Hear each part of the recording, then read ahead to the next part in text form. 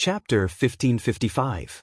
As soon as Jin Xian said this, Chu Qingyan and the others all turned to look at the high priest. The high priestess chuckled softly. Her voice was a little creepy. She got up and walked slowly to Jin Xian with the help of her skeletal staff. She looked down at him and said, "Do you really want to know?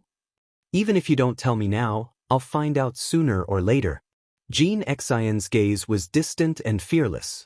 The high priest nodded approvingly. "You're indeed her son." Just as everyone was trying to guess who the high priest was referring to was, the high priest's tone changed and became sinister again. "Murong boy, what we want is a secret that you're carrying on you. It's about the whereabouts of the Sunblaze sect's treasure." Treasure? Everyone was shocked. Jin Xian was stunned. He then stared at the high priest with raised brows. "When I left North Korea, I didn't bring anything with me. You've got the wrong person. Murong boy, it's normal that you don't know. Only the successor of the Sunblaze sect will have this item. You don't need to bring it with you. It's already been there since you were 1 year old," the high priest said confidently. Chu Qingyan raised her brows and sneered, "How can you be so sure that he's the successor of the Sunblaze sect?"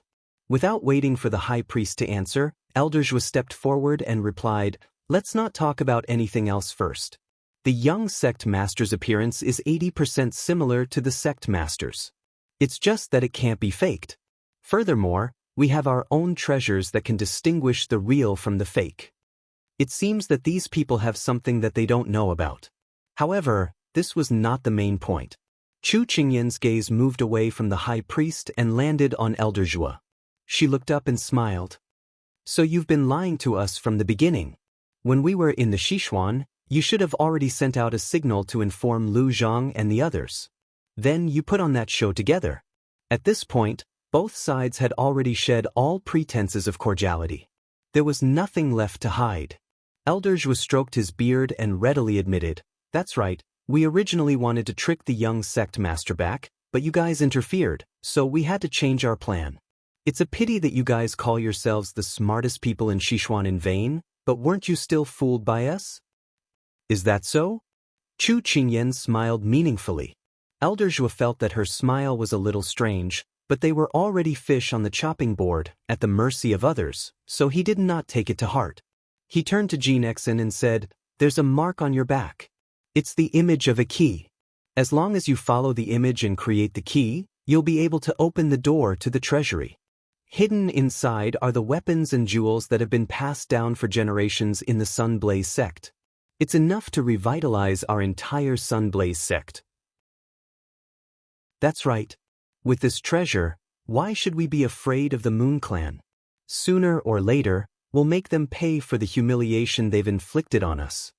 Protector Chui's face was full of anger. Jin Xian didn't know that there was such a mark on his back, and it had been there for nearly 20 years. It was simply too shocking. At this moment, "Wait a minute.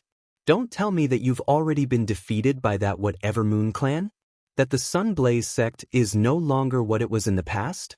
That you've been hiding here and there like stray cats and dogs, and that this is your hiding place? And that for more than 10 years, you've placed all your hopes on that treasure in an attempt to use it to make a comeback?" Xiao pieced together the facts from their words and his own observations. It had to be said that his ability to observe people's expressions and inference was really top-notch. Because someone flew into a rage out of humiliation. "Who do you think you are? Do you have the right to judge the matters of our Sunblaze sect?" Lu Chang angrily pointed at him. If not for the high priest's instructions, he would have slashed him with his blade. Xiao chuckled. "As expected, I guessed correctly.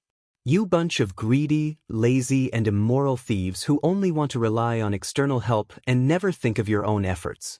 You deserve to be trapped here for the rest of your lives." The high priest leaned on his walking stick and said coldly, "So what if you're right? We've already waited for the key to open the treasury. Do we still have to worry about not being able to revitalize the clan?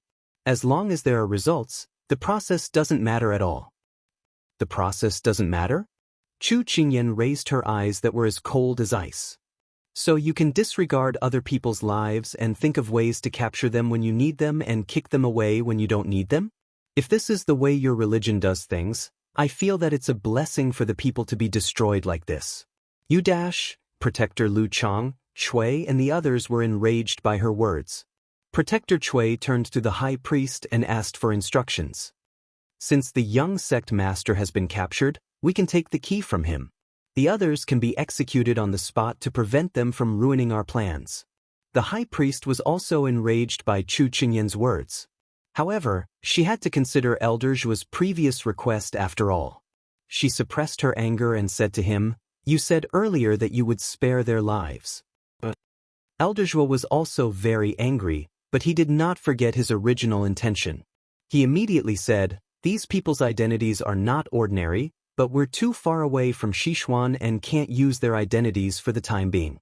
However, they have an elite troop called the Fierce Cavalry. If we can control them, then we'll have such a strong military force at our disposal. It'll be like adding wings to a tiger. When the time comes and we have the treasury, we'll be invincible in North Korea." These words moved everyone. After all, Lu Chang, Protector Shui, Elder Gui, and the others had seen the power of the Fierce Cavalry with their own eyes, so they all agreed with Elder Zhuo's words.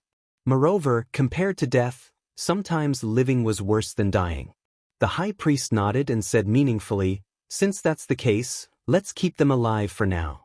If we can use them, that would be the best." He had checked these people's weapons.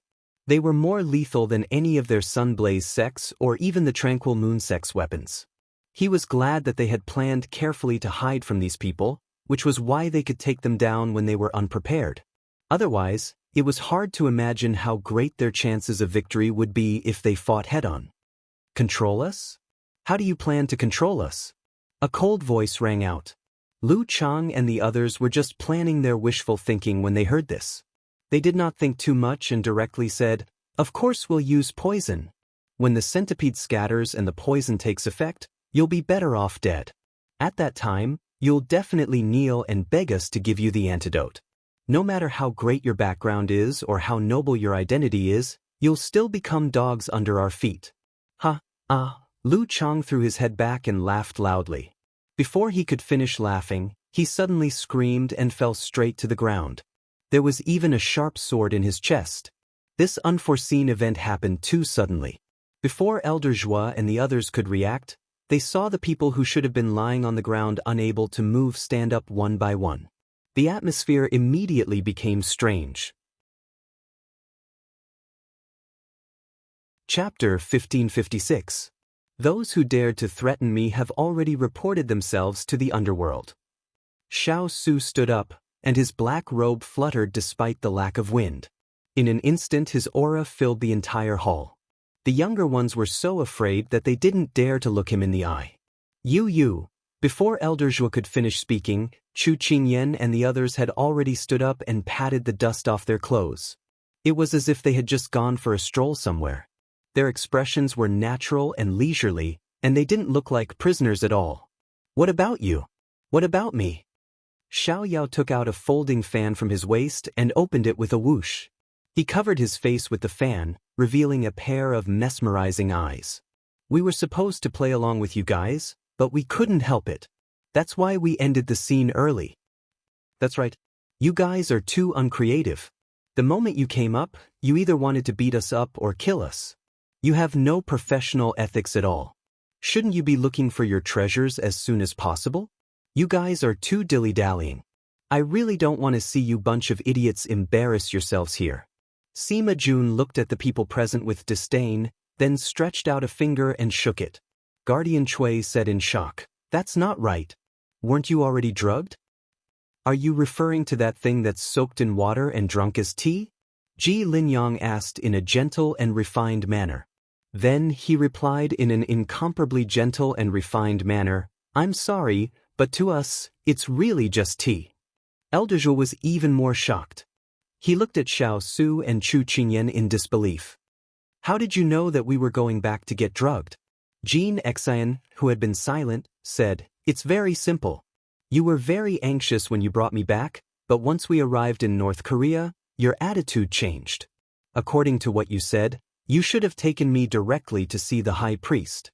Unfortunately, you didn't. This doesn't make sense." Elder Zhua nodded. It seems that there's a flaw here. A flaw? Chu Qingyan shook her head and smiled. You guys are full of flaws. It's not just this place. Elder Gui was a bit indignant. Well, they thought that they had done a flawless job. Chu Qingyan said indifferently, the ambush at the cave entrance. You didn't expect it. I've obviously interrupted your plan. Based on the fact that the Sun Moon Clan and the Sun Moon Clan are like fire and water, Lu Zhang should have pursued the Sun Moon Clan and not simply chased them away. This is very suspicious. Therefore, we guessed that Lu Zhang's original target wasn't the Sun Moon Clan. However, we only found out the reason today. So it was here. The appearance of the Moon Clan was indeed unexpected, but I didn't want to be the catalyst for you to see through our plan. Elder Zhua sighed. Sima Jun chuckled. Haha, did you think that we started suspecting you from the moment you entered North Korea? Isn't it? Protector Chui asked unhappily. Xiao Yao waved his fan and looked at him as if he was looking at an idiot. It was even earlier than this. When you appeared in the palace, my elder brother and sister-in-law suspected you. Except for Jean Xian's identity, to be honest, we didn't believe much of what you said. Protector Chui was impulsive. When he met Xiao Yao's provocative gaze, he couldn't hold it in anymore. However, he was suppressed by Elder Zhua's gaze. Elder Zhua was interested in their words. He didn't seem as timid as before. It was as if he had straightened his back and looked at Chu Qingyan and the others. Although our plan wasn't flawless, it wasn't that easy to find a flaw in it. I'm very curious. How did you see through it? Chu Qingyan smiled faintly. How can people like us, who are used to scheming and plotting, not see through hypocrisy and hypocrisy? You attacked Jean Xian and my child the moment you appeared. I can tell that your character isn't very good. Although you said that Jean Xian was your young sect leader, your eyes never showed any respect for him. Your acting was also too superficial. In North Korea, you were hesitant about your clan's matters. We knew that you were hiding something. Do you think we would believe people who we didn't know the ins and outs of? Moreover, she looked at Elder Zhua and the others. The sarcasm in her eyes made them unable to hide. Outsiders are not allowed to interfere in internal conflicts like yours. However, you didn't object to our participation. I believe that your original purpose was to take Jean Xian away. However, you changed your mind when you saw us. If you didn't have a guilty conscience, you wouldn't have violated the rules of your country. After all, the reason why your country is so mysterious is that outsiders are not allowed to set foot in it. Elder Zhua's face turned red from her analysis. It wasn't that she was too good at it, but that she was using it to make them useless. Chu Qingyan didn't care about the others' expressions after she finished speaking. She turned to the person beside her and said with a smile, Big Ice Cube, what do you think of my explanation? Xiao Su looked down at her. There was no longer any hostility in his eyes. They were unbelievably gentle. He raised a hand to pat her head and smiled. Very good. Everyone felt as if they had been fed a mouthful of dog food without warning. Sima Jun turned her head and threw herself into Ji Linyang's arms. She whimpered, the dog food is so disgusting. Ji Linyang patted her back gently. It's okay. We have dog food too. Jean Xian held Xining's hand. Father Chu hugged Mother Chu's shoulders. Xiao Yao, Hua Ling, and the other single dogs wanted to dig their eyes out. It was too painful. They were being fed dog food left and right. This group of people boasted shamelessly and didn't take the Sunblaze sect seriously. However, they had to admit that they didn't fall for the trap. The high priest was infuriated. He was about to order people to arrest them, but before he could do so, a group of people had already rushed in from outside. Weren't those the so-called fierce cavalry who had been drugged and locked up? With the fierce cavalry's powerful combat ability, these people weren't their match at all. In addition, Hua Ling and the other single dogs had nowhere to vent their anger, so they vented it all on this group of people. The Sunblaze sect people were simply hung up and beaten. Soon, the high priest, Elder Zhua, and the others were subdued. Xiao Su waved his sleeves and sat at the head of the table. Chu Qingyan sat beside him. The others lined up on either side. Every dog has its day. Today, it's my day. The people who had been abusing their power earlier were now prisoners kneeling on the ground. You bunch of foreigners invading our North Korea. One day you will be chased out. The high priest's voice was hoarse. It was as unpleasant as a male duck. Chu Qingyan chuckled. You brought us in. Don't try to shirk your responsibility. All right, Huoling, gag her mouth. It's too unpleasant. The high priest, who had always been high and mighty, was treated like this. His eyes turned red with anger. He was about to curse when his mouth was gagged. Upon closer inspection, it was actually someone's broken sock. The high priest's eyes widened and he fainted from anger. Chu Qingyan ignored this person. She looked at Elder Zhua and said calmly, Actually, the Sun Blaze sect has already declined. Tell us, what are you hiding from us? Chapter 1557. Elder Zhua saw that his men were either captured or killed, and understood that the situation was hopeless. In addition, he had interacted with Chu Qingyan during this period of time, and was very clear of these people's capabilities, so he did not make any more desperate attempts. Since things have come to this, there's nothing left to hide. At this point, Elder Zhua ignored Protector Chui and Elder Gui's advice and slowly revealed the truth. It turned out that Sect Master Murong favored his concubine and neglected his wife was a scheme of the Tranquil Moon sect. Their goal was to make Sect Master Murong lose the hearts of the people first, then use that concubine to steal the Murong family's secrets, which were some of the Sun Blaze sect's defensive secrets, and then hand them over to the Tranquil Moon sect. Nobody could stop the Tranquil Moon sect from entering the Sun clan's territory, exterminating the Murong family, heavily injuring the Sun Blaze sect, and taking over the Sun clan's territory. Back then, Jin Xian and his mother were chased away and escaped the disaster. However, the Tranquil Moon sect did not get the Sun Blaze sect's treasure and suspected that the key was with Jin Xian, so they sent people to hunt him down. The people left behind by the Sun Blaze sect, namely the High Priest and Elder Zhua, brought their remaining subordinates to hide, searching for Jin Xian while guarding against the Tranquil Moon sect, and lived a life of hiding. Later, they found out that Jin Xian had escaped from North Korea, so they sent Elder Zhua and the others to search for him. When they returned this time, only the 3 of them were left. The others had all died in the hands of the Tranquil Moon sect's people. Elder Zhua and the others had lured Jin Xian back for the sake of the secret of his treasure trove. Once they obtained the treasure trove, they could revive the Sun Blaze sect and take back what originally belonged to them. Then they could rush to the Moon clan for revenge. Unfortunately, before they could do all this, Xiao Su appeared halfway and bit the gold. They even thought of a scheme on top of a scheme to coerce Xiao Su, Chu Qingyan, and the others to do things for them. Who knew that in the end, they went for wool and came home shorn.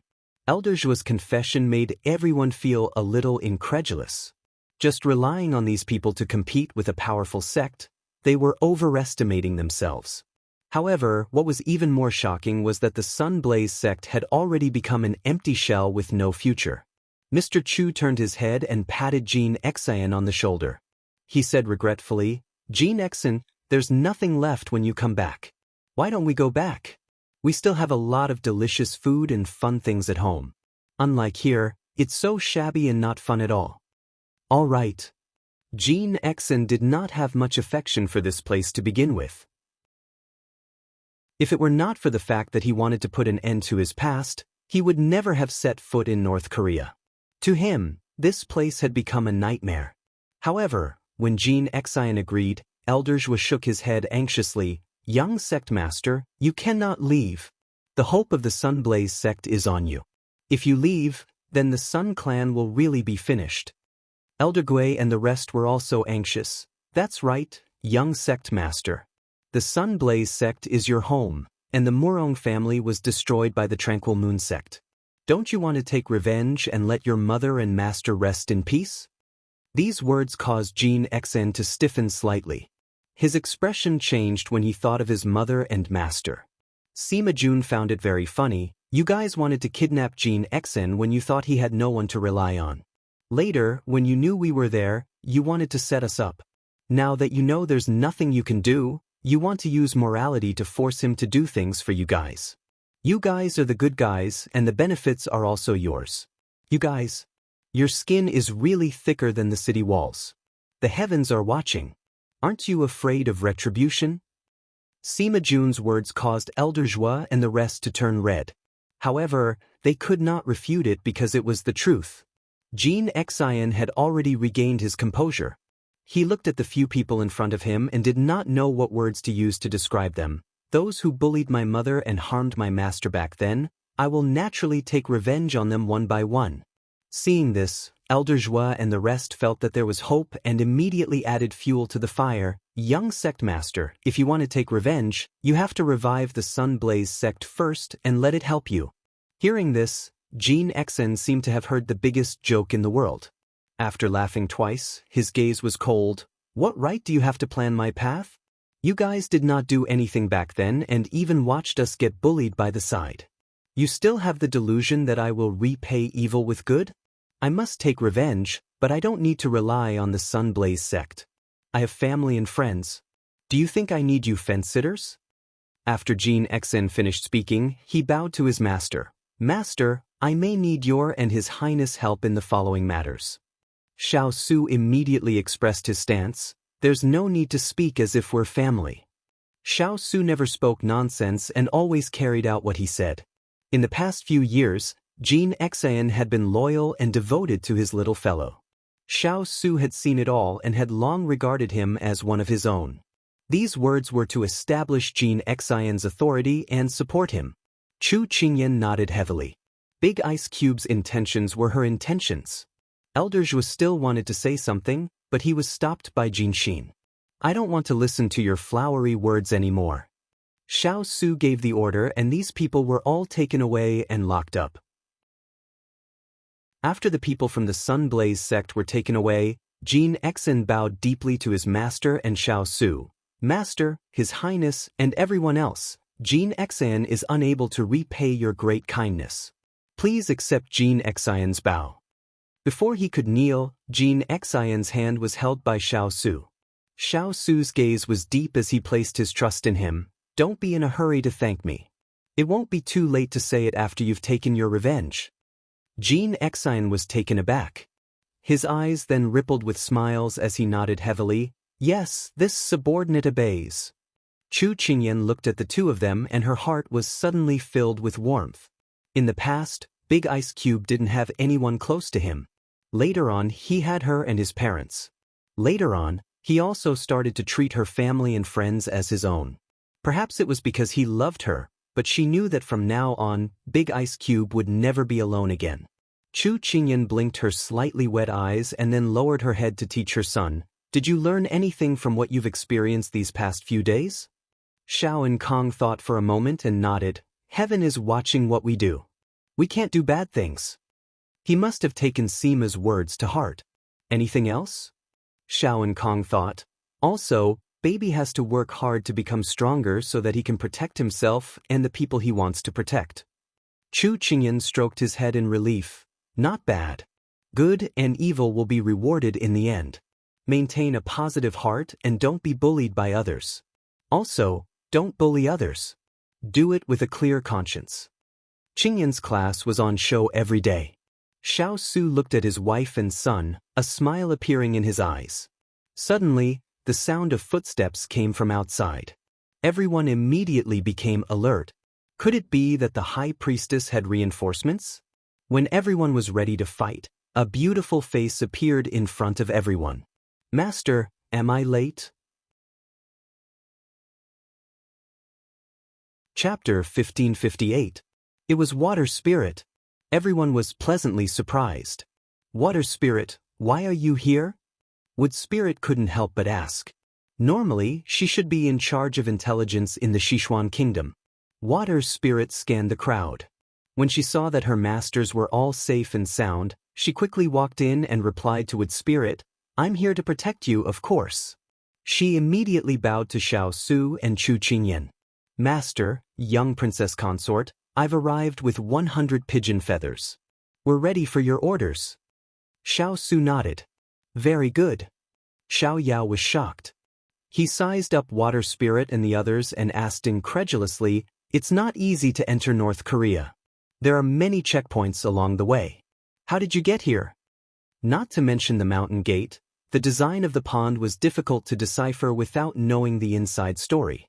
Could it be that Imperial Brothers' subordinates could fly? This was not only Xiao Yao's question, but everyone else's as well. At this moment, Ji Linyang answered everyone's doubts. Brother Xiao and I left marks along the way. Water Spirit only needed to follow the clues we gave her to find her way in. Realization dawned on everyone. Xiao Yao was even more shocked. He didn't expect Imperial Brother to have a backup plan. No wonder Third Brother said that you shouldn't oppose Imperial Brother.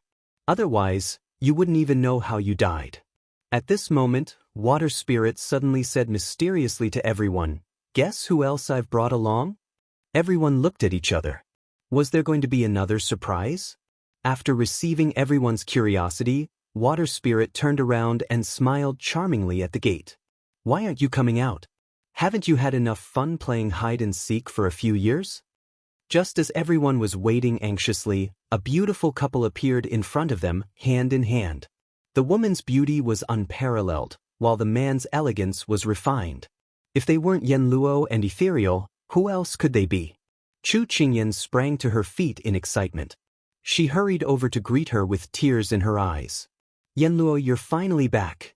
Cheng Yenluo hurried over and held her best friend's hand. Her voice was choked with sobs as she said, "Yes, I'm back. It's such a pity that I missed your wedding and your baby. But don't worry, I won't miss it in the future. It's okay. Back then, you left your hometown to help me save Zijing. I can't thank you enough." Chu Qingyan felt a little guilty. "Little princess, this is our duty as doctors. You don't owe us anything, but can you let go of Xiao Yan's hand first?" Seeing the young princess consort and his wife being so clingy, Ethereal couldn't stand it any longer and immediately interjected in an attempt to bring his wife back to his side. Cheng Yenluo had long seen through his little tricks. For so many years, as long as he could stick by her side, this person would do anything. Now that he was back, he was still acting like this. Wasn't he afraid of being laughed at? She rolled her eyes at Ethereal. "Go away. Go find your brothers and catch up. Don't bother us." Kong Ling could only go find his brothers in an aggrieved manner. Hua Ling saw him looking back 3 times with a reluctant expression and slapped him in a resentful manner. Yo, you're a guy who forgets his friends when he sees a girl." Ethereal retracted his gaze and turned into a male god in a second. He glanced at Hua Ling. "Take your claws away, or I'll apply medicine." The fire spirit glared at him and unwillingly pulled back his claws. He then turned to complain to the earth spirit, "This fellow is still the same. To his wife, he's as warm as spring, but to us, he's as cold as winter. There's no harm without comparison."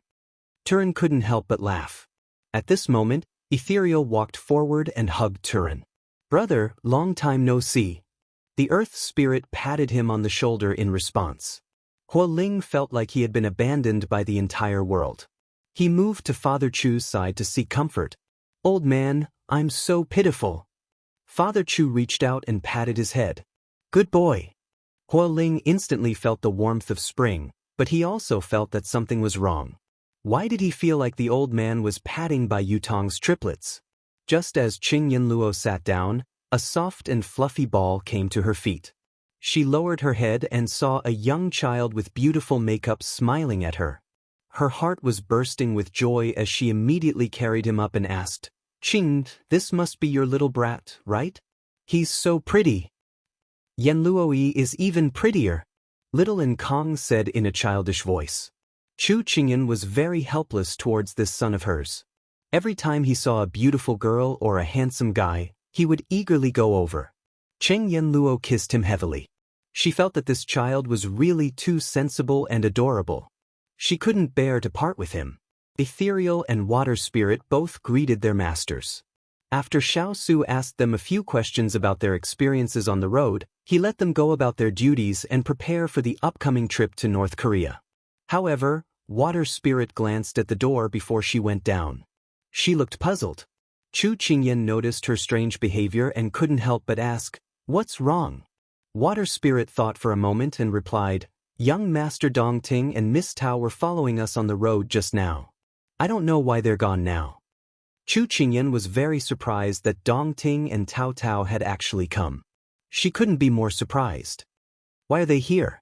Water Spirit shook her head. This subordinate doesn't know either. When we arrived at the foot of the mountain that day, we saw young Master Dong Ting and Miss Tao waiting there. After we explained our purpose, they came with us. Could it be that Dong Ting decided to come to North Korea after receiving her letter? Chu Qingyan guessed.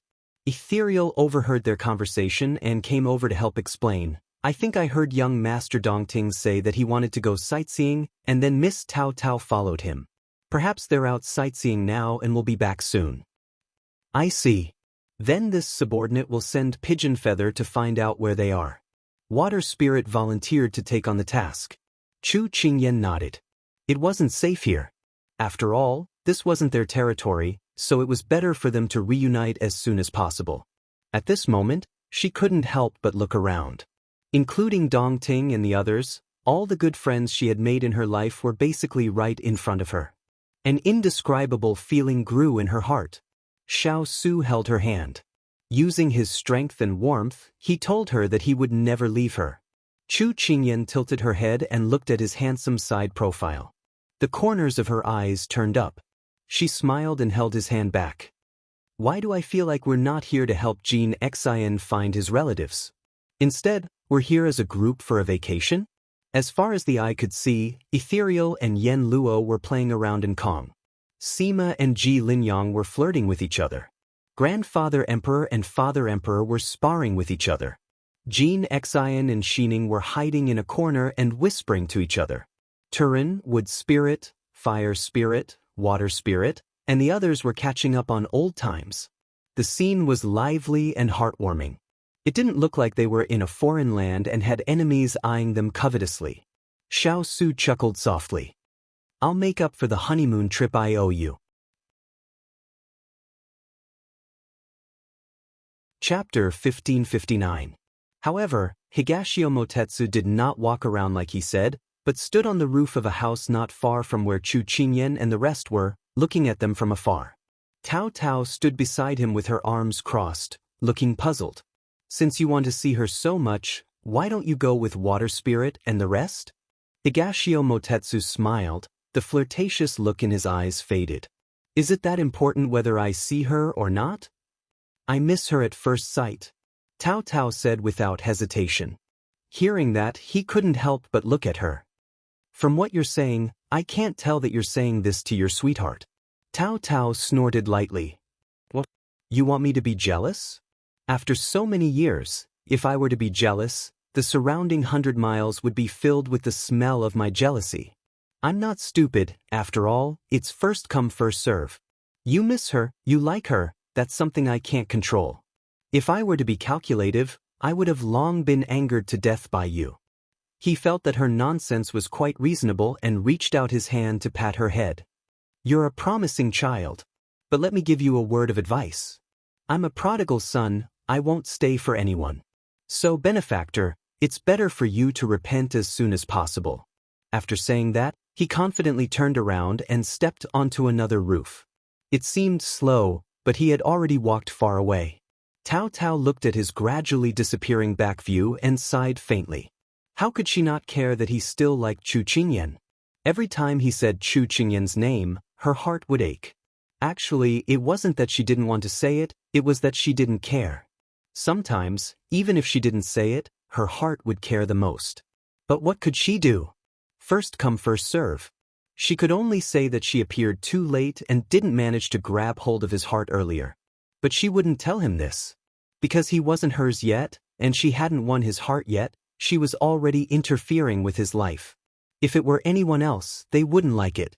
Therefore, she could only swallow the bitterness of the chase alone, and no one could talk to. This was the path she had chosen. No matter how difficult it was, she could only endure it herself. Just as she was in a daze, the purple figure in front of her suddenly stopped and turned to look at her with a frown. Hey, clingy bug, why are you standing there like a fool?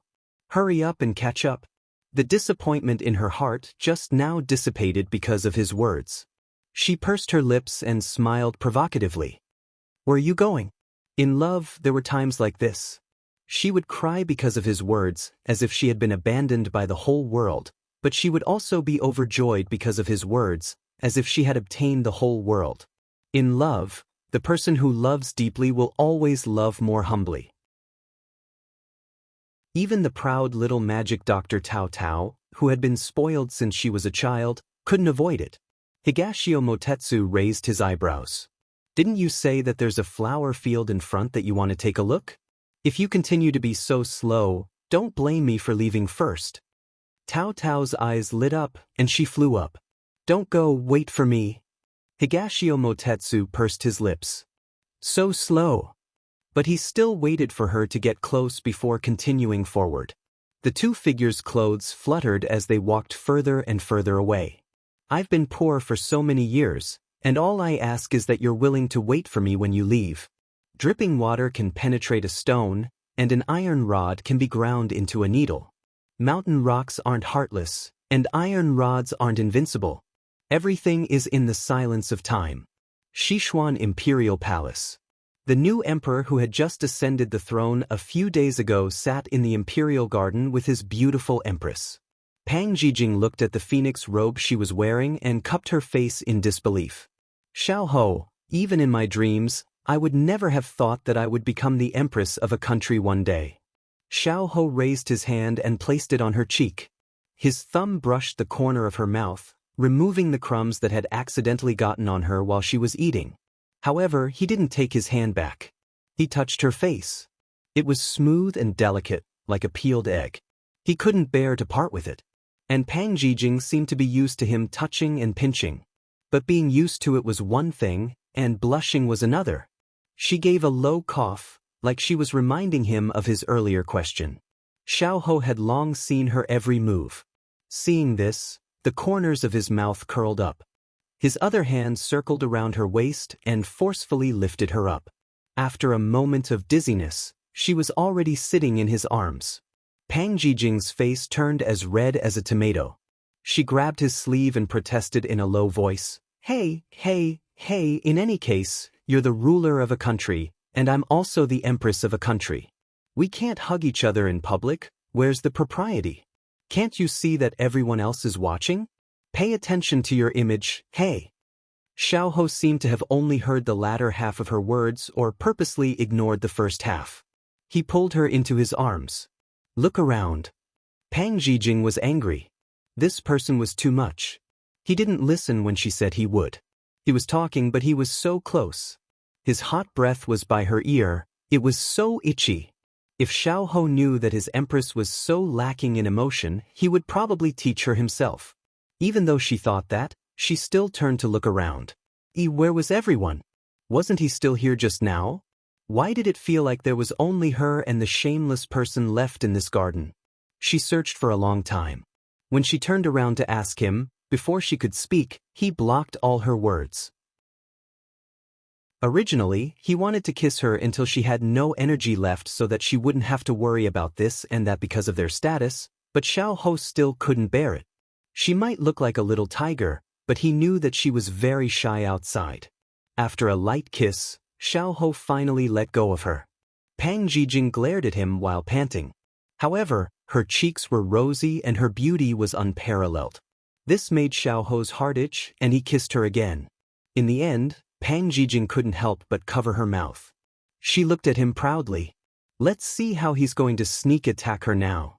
Xiao Ho found it funny that she would always do such childish things. She was simply a clown. The self-satisfied Pang Jijing didn't stay happy for long. She stared with wide eyes as that handsome face came closer and closer. Then, the back of her hand became wet and warm. After he moved back, she finally realized that her face had become hot. As expected, Ginger was the spiciest when it was shameless. You bad Silver always bullying me. Pang Jijing covered her mouth with one hand and pointed at him with the other. Her face was red as she complained. However, this kind of feast for the eyes didn't have any deterrence. Instead, it made Xiao Ho want to tease her. This is bullying? Xiao Ho played with her black hair that fell on his knees. His smile was enough to make all living things fall. Then what about tonight? Pang Jijing was stunned. Only then did she react. She immediately covered her ears with both hands. You pervert! Before the word pervert could come out, it was swallowed by him. The siege was a success. Little rascal, you're too stupid. You lost your defense so quickly. While they were entangled, she seemed to hear him softly laughing at her. However, she was already entangled by him to the point where she couldn't refute. She could only sigh again. This ginger was the spiciest when it was shameless. Chapter 1560. When they separated for the last time, Pang Jijing finally learned to be smart. She hugged his waist and buried her face in his chest. No matter how he coaxed her, she wouldn't come out. Xiao Ho knew that if he continued to tease her, even if little rascal was a paper tiger, if she didn't listen to him, he wouldn't be able to get anything good out of her tonight. Because even though little Ball liked him, her imperial father, no matter what happened, she would always stand on her imperial mother's side. She could escape today, but she couldn't escape tonight. Xiao Ho wasn't in a hurry. He gently patted little rascal's back and slowly exhaled the hot air in his chest. Do you think that with your jumpy personality, you won't be on the same side as the Empress? This was returning to her question from the beginning. Originally, she had only asked because she was interested. After the torment just now, she had already thrown this question to the back of her mind. Now that he had come back to it, she didn't know why, but she was more interested than before. But she had learned her lesson and didn't raise her head. She replied in a muffled voice in his arms, "Yes, it's unbelievable." What's so surprising about it? Didn't I also become the emperor? Xiao Ho replied with a smile. This answer was a bit out of her expectations. Pang Jijing couldn't care about anything else. She raised her head from his arms and tugged at his sleeve. Xiao Ho lowered his head to look at her. I remember when I first met you, didn't you want to be the emperor? Why did you change your mind now? Her eyes were filled with confusion. Xiao Ho smiled. Just treat me as young and ignorant. What the hell? Young and ignorant? Are you fucking kidding me? Pang Jijing was dumbfounded. He knew that she would have this reaction. Xiao Ho originally wouldn't talk about this matter in the future and hadn't told her. Now that she brought it up, Xiao Ho didn't want to hide it from her. Back then, didn't you want to persuade me to give up on revenge? Xiao Ho stroked the stray hair in front of her forehead and continued, however, I didn't listen to your advice. I directed and acted out a play and pushed you off a cliff. I regret this very much. It's all in the past. Don't blame yourself. Pang Jijing regretted bringing up this topic, but when she wanted to stop him, he continued. It was also after you fell off the cliff that I realized that I had already lost the most precious thing in my life. Revenge and seizing the throne had completely lost their attraction to me. People often don't cherish things when they have them. Only when they lose them will they regret it. Little rascal. Pang Jijing was stunned by his affectionate analysis. Before she could feel the ecstasy in her heart, she heard him calling her. She looked up and met his eyes. Xiao Ho stared at her. His beautiful and bright eyes were filled with confusion. He was a little absent-minded, but at the same time, he rejoiced. The emotions in his eyes were as deep as before. He said slowly, word by word, before I lost you, I didn't think that I still had a world to collapse. I thought that after Mother left, I would no longer be able to learn what it meant to be heartbroken. But when you broke free from my hand, I slowly lost track of you from my life. Only then did I know that I still had a world that collapsed because of you. If the heavens are willing to give me another chance, I'm willing to give up my hatred, give up everything just for you. Pang Jijing heard what he wanted to tell her. She was his world, a life that he couldn't lose. She was incomparably moved and shocked. It turned out that he cared and loved her more than she had imagined. She reached out and hugged him tightly. I won't leave you in the future, so your world is still safe and sound. Xiao Ho hugged her back. How could it be safe and sound? His world had already been shattered once. Although it had been fixed, it still needed to be carefully protected. Little rascal, you're right. If you cling to hatred, you'll lose yourself. It's just like how I've been seeking revenge on the wrong person all these years. Pang Jijing was incomparably shocked. Wasn't the person who killed your mother Empress Liang and the others? Xiao Ho revealed a faint smile.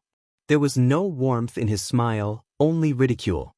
I never thought that the person who killed my mother and slaughtered the entire Luo family was actually that beast of a father emperor. Pang Jijing was completely shocked. She had been recuperating these past few years. Although she knew a bit about his recent situation, she knew nothing about these palace intrigues. When she came back this time, she saw that he was getting along well with Xiao Su and the others.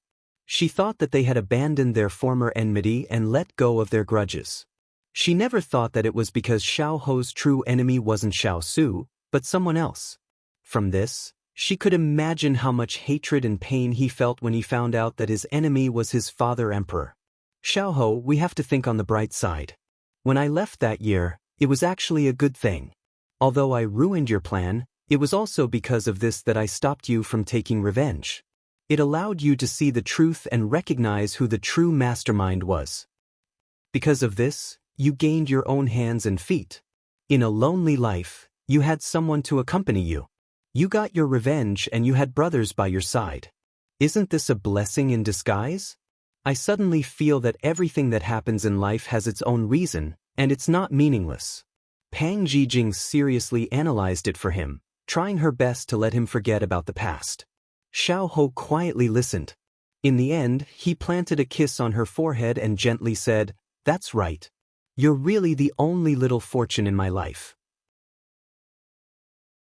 Pang Jijing reached out to hold his face and said in a serious tone that could not be refuted, "I'm really sorry that I wasn't by your side at that time and let you experience the most painful and dark time alone. So don't blame yourself, alright? The matter of us not being by each other's side is even." Xiao Ho looked into her eyes and was stunned for a moment. Then, he realized that she wanted him to completely free himself from that period of guilt. His eyes curved into a gentle smile. All right. Pang Jijing finally put down the large stone in her heart. She prepared to let go, but unexpectedly, he hugged her even tighter. "Empress, it's getting dark. We should go to bed." The sun was clearly still hanging in the sky, all right? What was this person thinking all day long? "You're ruining the atmosphere too much." She puffed up her cheeks and said angrily. Xiao Ho carried her towards the palace. "It's fine. We can slowly build the atmosphere in bed." Pang Jijing subconsciously swallowed. How could it be like this? Weren't they just talking about life and ideals? Why did it suddenly develop in that direction? "Your Majesty, this concubine just remembered that I need to go see Little Ball. The eunuch already came by once. Little Ball is learning to play the zither right now. I'm afraid that he won't be able to take care of his imperial mother." "Then, Empress, don't think of any more ideas. Just obediently go to bed with us." "Woo, this concubine can't do it."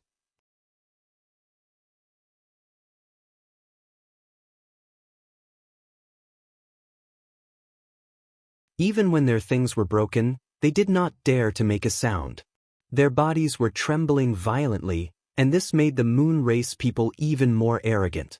Along the way, many stall owners suffered. If anyone protested, they would be beaten up. That group of people directly walked into a pawn shop, threw a money bag and walked out. Then, they walked into a rice shop, carried a few bags of rice and swaggered out, completely ignoring the cries of the shop owners. If anyone tried to stop them, they would directly kick them. Damn it! Cheng Yenluo tugged at her handkerchief. Xining suddenly exclaimed, "That old man is vomiting blood." As doctors, Cheng Yenluo and Ethereal naturally couldn't ignore this. They pushed through the crowd and went to support the old man. Ethereal inserted a silver needle into the old man's body to stop the bleeding. He opened his eyes weakly. When he saw Ethereal and the others, he said gratefully, "Thank you. This is too inhumane. Is no one going to do anything about it?" Cheng Yenluo said angrily as she took out a bottle of medicine from her sleeve. The onlookers shook their heads and smiled bitterly. "How can we do anything about it? They're all from the Yu clan." Jean Xian's eyes narrowed. His tone was slightly agitated. "So what if they're from the Yu clan?" When the people saw Jean Xian's attire, they didn't laugh at him for not knowing the inside story. Instead, they said earnestly, "Young man, that's because you don't know. The Yu clan and the Sun clan are sworn enemies. Ever since the Sun Blaze sect declined, there was no one to protect us. The Yu clan gradually took over our territory and vented their past grievances on us commoners. They burned, killed, looted, and committed all kinds of crimes. It's not that we didn't fight back, but it was all in vain. Without protection, we're like rootless duckweed. We'll be bullied wherever we go. Moreover, the Yu clan is vicious and cruel. We can't beat them at all." The commoners spoke one after another, as if they had found a tree hole. They told Jean Xian and the others everything that had happened in the past. Those heinous incidents were unbearable for the audience. "Then what do you plan to do in the future?" Chu Qingyan asked a few of the commoners. She heard them laugh bitterly. "What else can we do? We'll just muddle along and live one day at a time. Anyway, with the heavens and earth as a furnace, who isn't suffering bitterly?" After saying that, they gradually dispersed. However, their footsteps were light and they began to repeat their daily routine, like walking corpses. Chu Qingyan could see that these people were no longer angry. They no longer had any hope for life. They've been oppressed and are not treated as humans. If a clan is broken from the roots and there's no new force to replace it, they'll lose their fighting spirit. If this continues, sooner or later, they'll be destroyed. Xiao Su evaluated objectively, as if he could see the Sun clan a few years later. Jean Xian looked around in a daze. The commoners and peddlers had returned to their original places.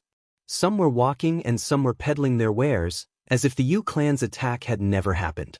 He muttered, "Why is it like this? Young man, this is very normal. The Moon clan has imposed a heavy tax on each of our families.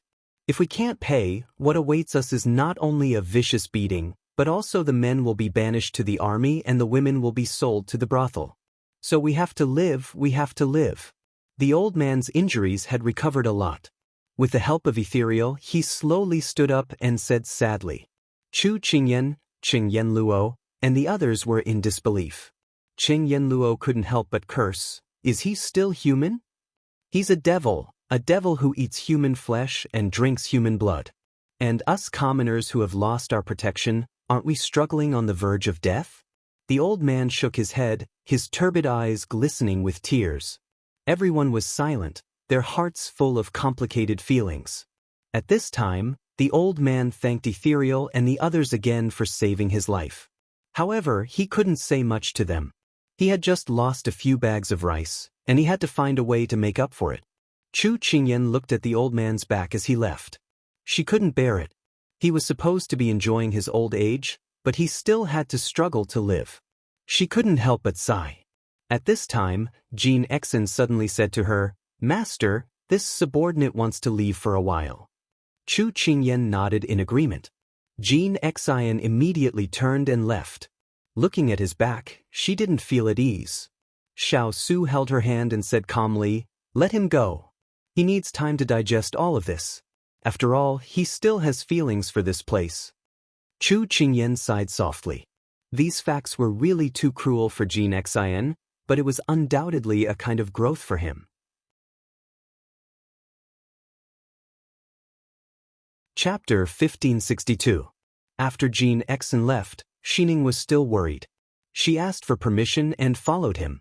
Cheng Yenluo and Ethereal also left to walk around. Chu Qingyan looked at the bustling streets. The faces in front of her were expressionless, as if they were repeating mechanical actions.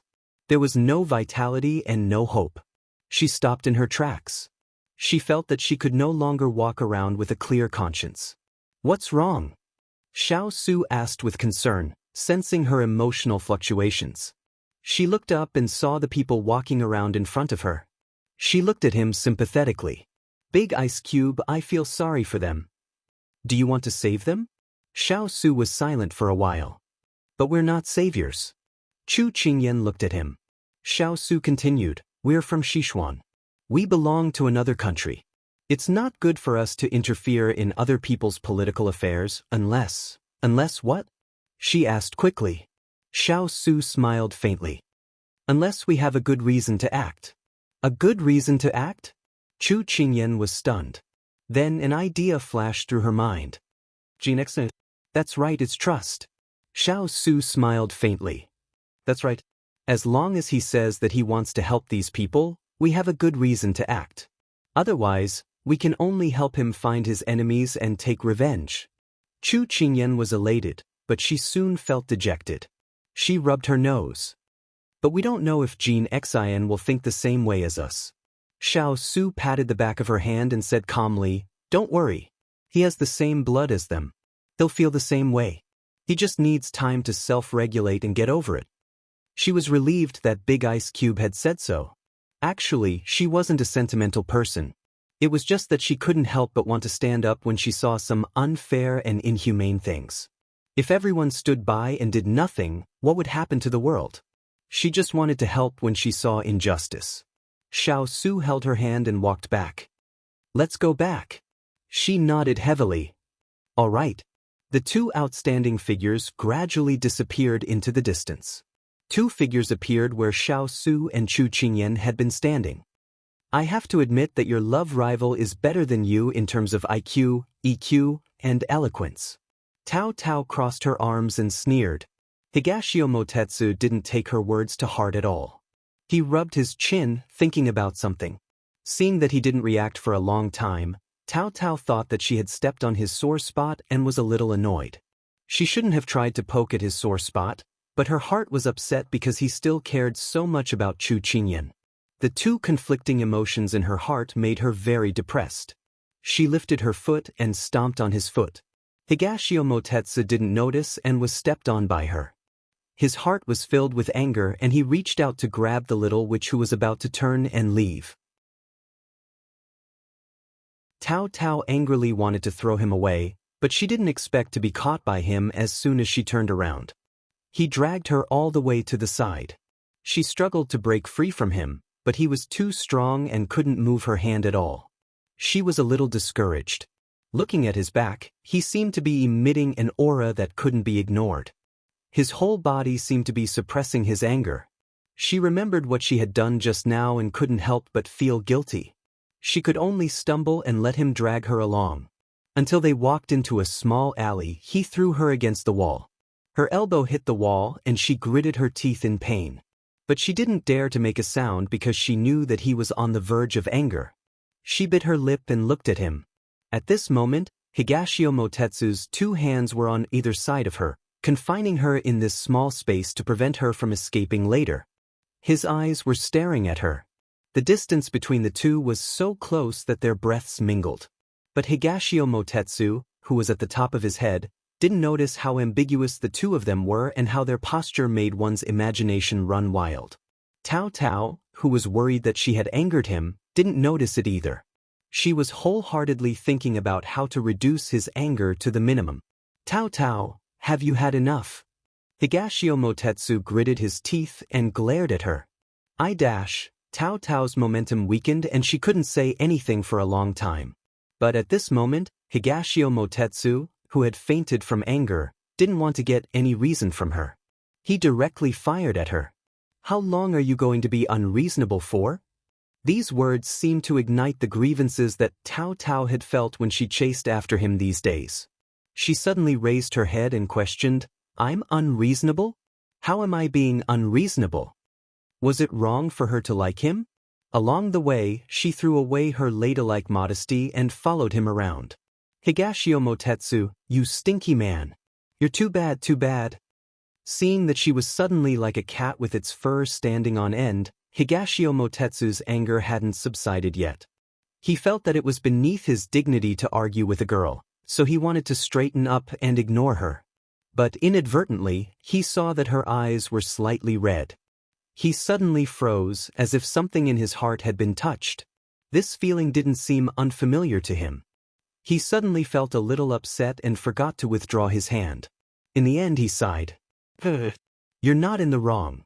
You're not unreasonable, okay? When Tao Tao heard his perfunctory tone, she felt even more wronged and her eyes reddened even more. What do you mean? Are you pitying me? Are you patronizing me? You bastard! Higashio Motetsu took a deep breath. Sure enough, No matter who you offend, you shouldn't offend a woman. But when he saw her baring her fangs and brandishing her claws, he couldn't bear it. He didn't know when his anger had dissipated. He controlled his temper and softly coaxed her without him noticing. Okay, why are you throwing a tantrum? You're already an adult, but you're still acting like a child. I won't hold it against you for stepping on me and throwing a tantrum at me for no reason. At this time, Cao Cao felt that he was no longer angry. If it was according to their past interactions, this matter would be over. But she still felt wronged and climbed up the pole. She puffed up her cheeks and complained, "But you yelled at me just now." Higashio Motetsu heard this and felt a headache coming on. So in the end he was the victim in the wrong? I apologize. I won't be angry with you in the future, okay? Cao Cao pouted. This matter can't be let go just like that. You have to compensate me. Compensate? Higashio Motetsu didn't know whether to laugh or cry. He was the one who was stepped on, and in the end he still had to compensate her? But for some reason, when he saw her like this, he couldn't get angry at all. He raised his eyebrows in amusement. How do you want me to compensate you? Cao Cao rolled her eyes and said straightforwardly, I don't want anything. Hug me. What? He thought that he had heard wrongly and stared at her in disbelief. Cao Cao's voice had the soft and adorable sound of a kitten. Higashio Motetsu looked at her moist eyes and his heartbeat suddenly became chaotic.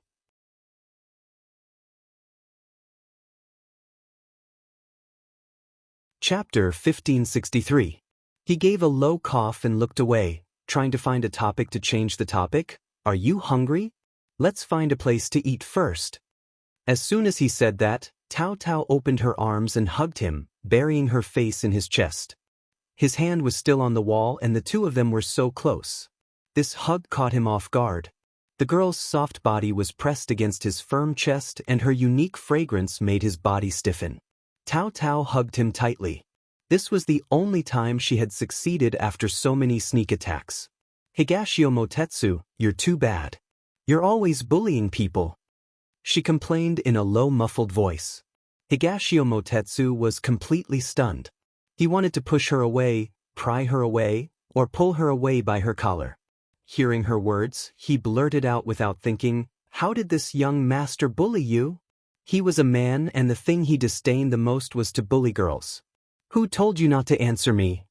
She was referring to when they were on the street. Higashio Motetsu thought for a long time before he understood what she meant. This young master was thinking about something at that time. How could I care about your random thoughts? I don't care. You were even fierce to me just now. Cao Cao rubbed against his chest, not giving up. He really didn't know what to do with her. His hands were stiff at both sides. He didn't know whether to push her away or not. Let go of your hands first. We can talk things over. Cao Cao snorted, I have nothing to say to you. Don't talk. I'm righteous. Higashio Motetsu was angered by her words. Luckily they were in a remote place, otherwise they would have attracted a crowd. Forget it, he was a magnanimous person. He wouldn't argue with her. Being hugged wouldn't hurt a piece of flesh. However, when he was really silent, she was dissatisfied again. How hard do you want me to work for you to look at me?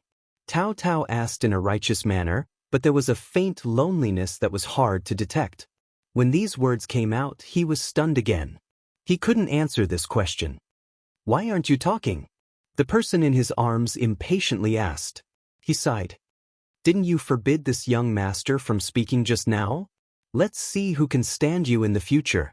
The person in his arms became restless. I'll cling to you. In order to prevent her from saying anything else, he deliberately threatened, if you don't hug me properly, I'm leaving. Finally, they settled down, and the world became peaceful again.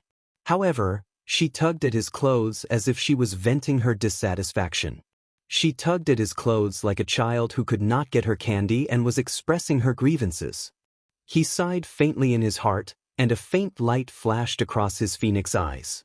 Then, as if he had compromised, he slowly reached out and hugged her back. Alright, stop fooling around. This young master will take you to eat roast duck later.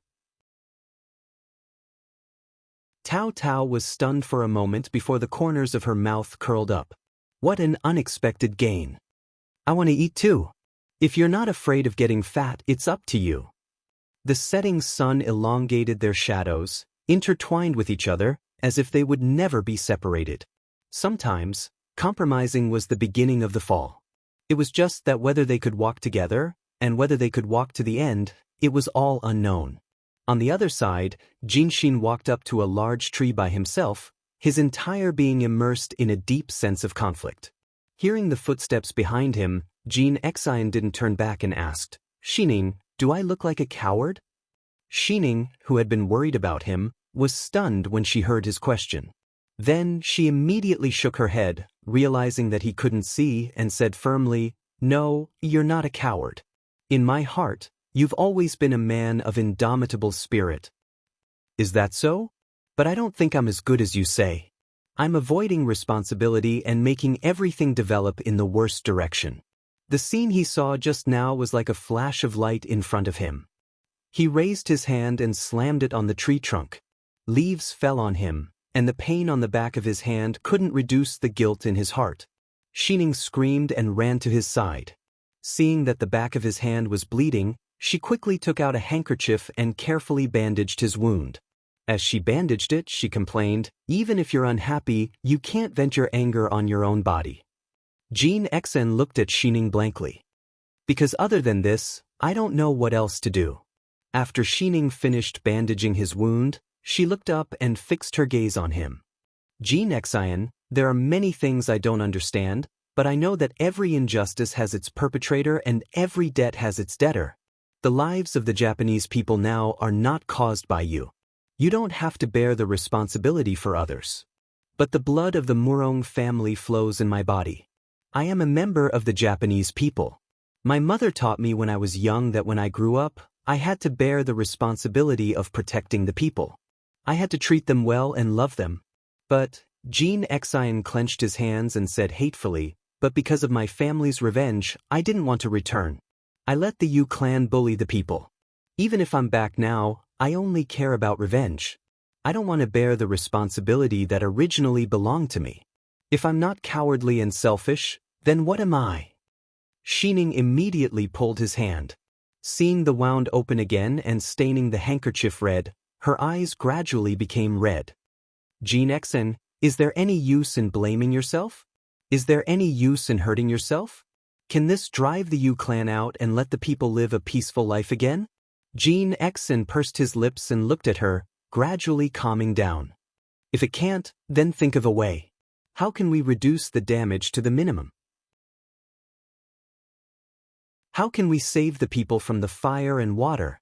I'm stupid, I'm not as smart as Master to help you solve the problem. I can only tell you that no matter what happens, I will stand by your side and support you. I won't leave you." Shining held his uninjured hand and said sincerely. Jin Xian's heart was incomparably moved.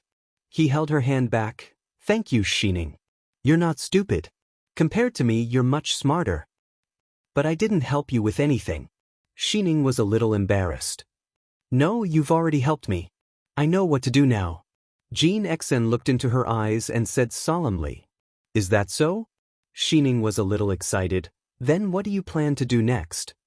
"We have to go back and find Master." Jin Xian didn't say it out loud as he held her hand and walked back.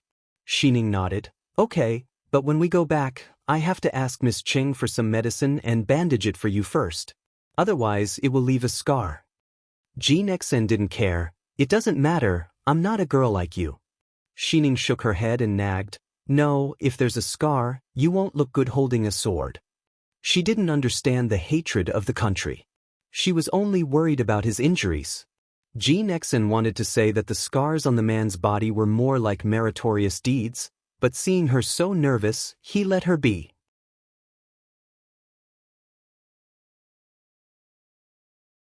Chapter 1564. When Jin Xian knelt in the hall and stated his intention to reclaim the Japanese territory, Chu Qingyan couldn't help but look at her big ice block. Sure enough, everything was as she had expected. Jin Xian would make such a decision. However, she was a little puzzled. She was clearly closer to Jin Xian than he was, So why did the big ice block understand Jean Xian better than she did? What Chu Qingyan didn't understand was that sometimes, men understood men better. Moreover, in order to eliminate all the uncertain factors around her, Xiao Su had spent some time to understand Jean Xian. Otherwise, he wouldn't have allowed Jean Xian to enter the court as an official. If this is your decision, we won't object. But what do you want us to help you with? Xiao Su asked directly. Jean Xian kowtowed to the ground. This subordinate boldly requests that Master and His Highness can lend this subordinate a hand. This subordinate is alone in this body, only this life.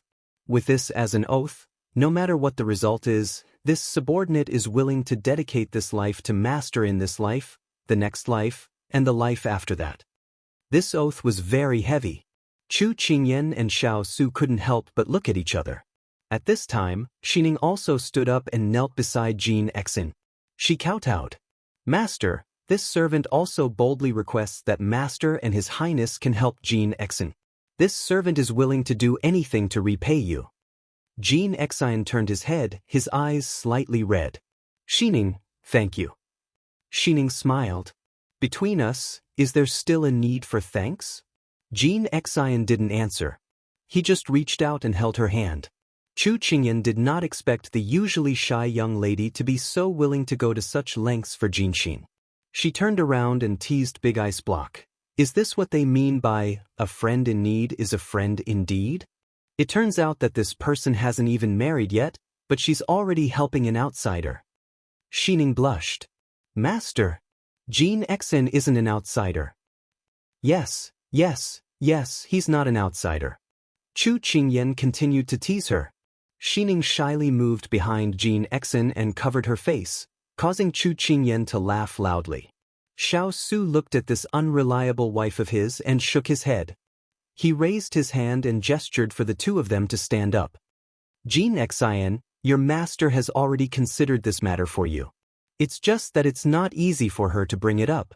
After all, we're not citizens of North Korea. Only if you bring it up yourself can we help you with the plan. This isn't as simple as your previous family feud. This involves politics and the people's livelihood. Chu Qingyan also regained her composure.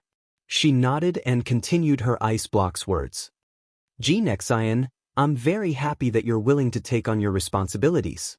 Even a hot-blooded person wouldn't be able to tolerate such a cruel side of the Yu clan, let alone a Japanese. Although you've lived outside for more than 10 years, the Japanese blood still flows in your veins. I'll leave my words here. No matter what help you need, Her Highness and I are willing to support and cooperate with you. So, you can rest assured and boldly do it now. Jean Xian looked emotional. Thank you, Master. Thank you, Her Highness. Xining was also emotional and grateful. Thank you, Master. Thank you, Her Highness. But there's one thing, Xiao Su said, attracting everyone's attention. He locked his gaze on Jean Xian and said slowly, this matter requires you to take on the responsibility yourself. Since you want to take responsibility, then show us results. Jean Xian nodded heavily. This subordinate understands.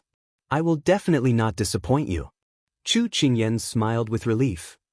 Well, since we've decided to take back everything that belongs to the Japanese, then we have to prepare for battle. What do you plan to do next?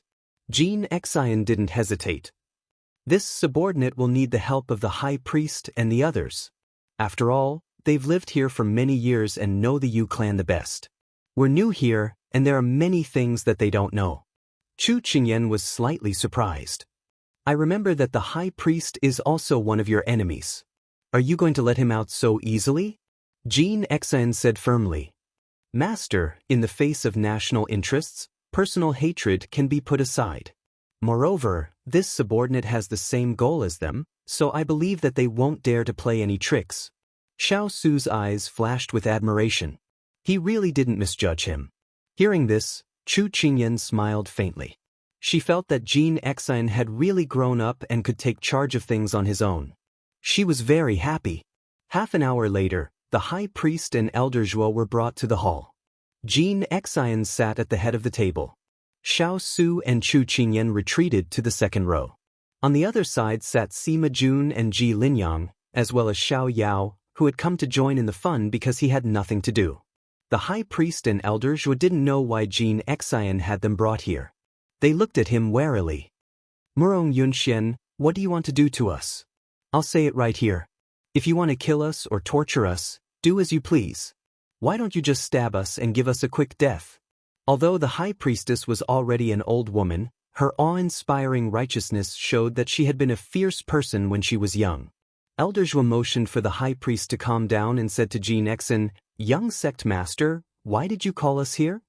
After interacting with them on the way here, Elder Zhuo felt that he had a certain understanding of them. They wouldn't have brought him here for no reason. Moreover, if they really wanted to kill him, they would have done so long ago. Chu Qingyan felt that Elder Zhuo was quite perceptive. She turned to ask Jin Xian how to answer.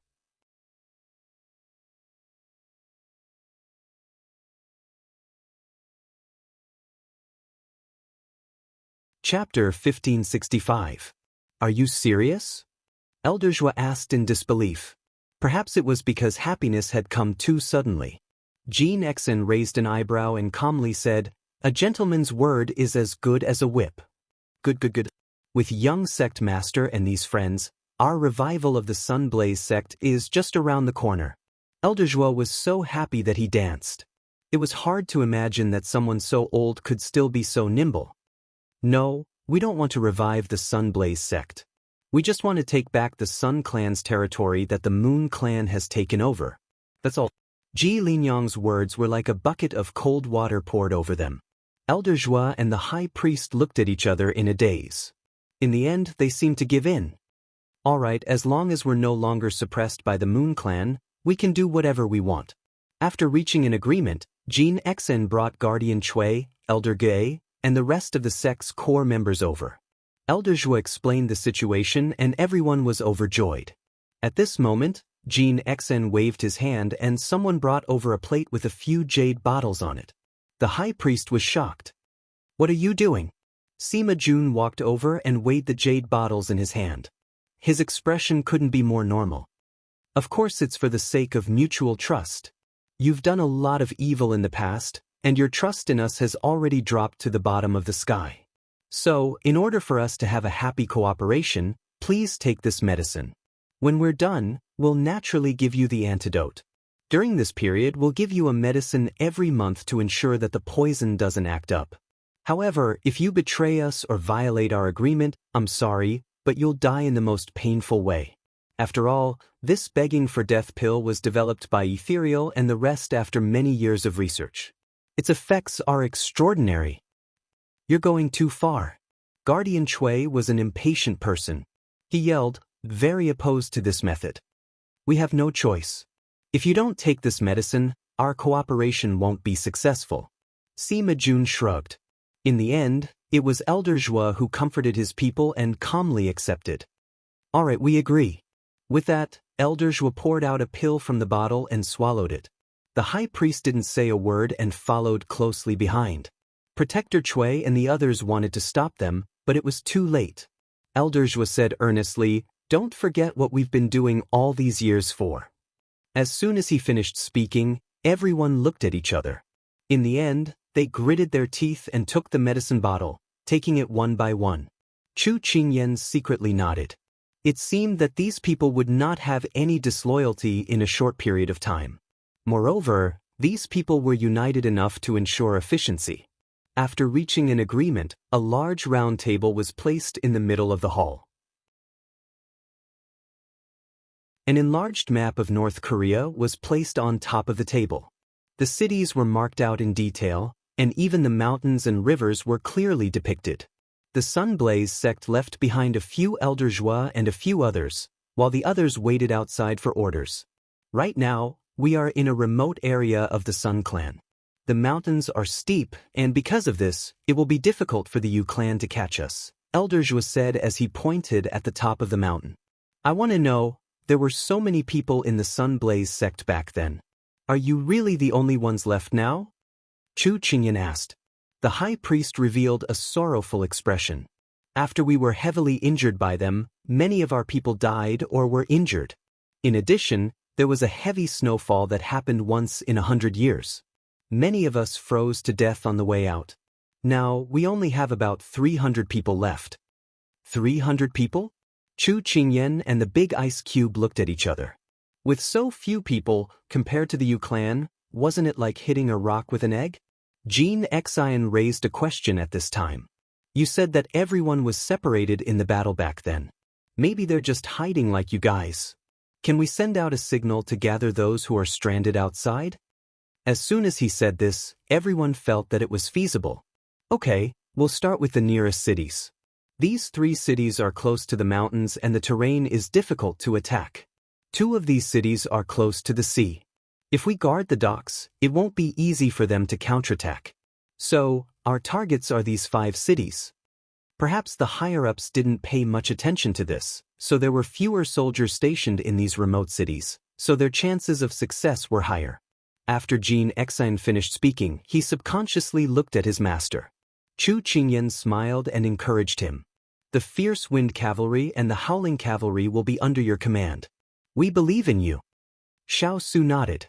Jean Xian nodded, full of gratitude. Then he began to distribute the tasks. Basically, everyone present received their tasks.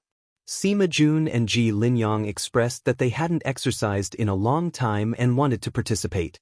With these 2 great helpers, it was even more exciting.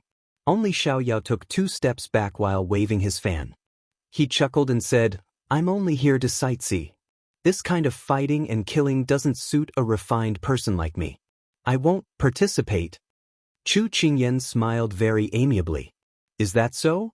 Why don't we go to war? You can have fun by yourself. As she spoke, she called Xining over. Send Xiao Yao his salary and leave. Don't forget to prepare a horse for him. If he doesn't have a means of transportation, his legs will be tired. Xiao Yao blinked. No way, so cruel? However, the cruelest thing was yet to come. Xiao Su waved his hand. No need. Just throw him out. Xiao Yao was stunned. If he was alone in this place, he would be captured at any time, okay? He put away his fan, took a big step, and returned to his original position as if nothing had happened. He said righteously, Jin Xin, I have to help you reclaim your lost land no matter what. Tell me, what do you need me to do? This face-changing skill was truly top-notch. The originally solemn and tense atmosphere was instantly lightened and amused by his antics. North Korea was preparing to seize the city in full swing, while Sichuan was living a bashful and indescribably blissful life. Of course, this was for Xiaoho. Suddenly, a thought flashed through her mind. She grabbed the man who was still working hard on her body and pushed him down. Wait, you're saying that you don't have any lingering feelings for the imperial power? Xiaoho looked at her lazily. I've said it before. Back then, I wanted to fight for the throne, but I just wanted to take revenge on Empress Liang and my eldest brother. Now that the truth is out, I no longer have such thoughts.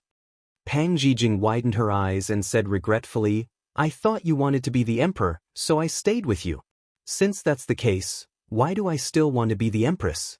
Why do you still want to be the emperor? You don't like it? Only a ghost would like it. I was also schemed against. Ho ho, can we not take on this difficult task? Pang Zhijing said coquettishly. Xiao Ho's eyes lit up. Benefits? She was stunned. This idiot couldn't be thinking of. Xiao Ho flipped on top again. Let's reap some benefits first, then your husband will find someone to take the blame. However, it will take some time. After all, your body needs to be properly nurtured. She was overjoyed. She wanted to say something, but he stopped her. Then, she sank into a new round of indescribable sweetness. Xiao Yao, who was far away on the horizon, suddenly shivered. He touched his nose as if he had a bad premonition.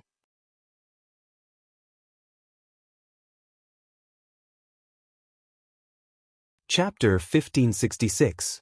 As soon as the planners came up with a plan, they began to take action. Not only were the Shaolai cavalry good at attacking, but they were also very good at hiding their tracks and ambushing. With them around, many of the operations went very smoothly. Unknowingly, those cities and towns had been stolen and swapped, and no one knew.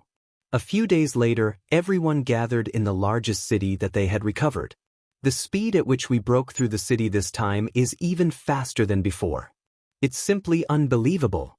I've lived for so many years, but I've never experienced such a smooth siege. Elder Zhuo was extremely excited. Previously, he only thought that the Xiao cavalry was a disciplined team with strong martial arts, but he did not expect them to be so good at fighting. Their combat ability could simply crush the elites of their glory days.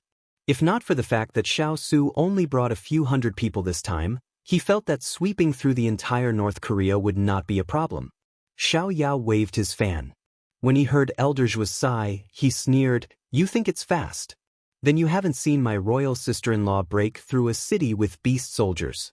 That's not an hour, it's a matter of minutes." Beast horde? Under Xiao Yao's signal, Elder Zhuo and the others looked at the few snow wolves lying on the ground with their bellies exposed as pillows for Xiao Kong.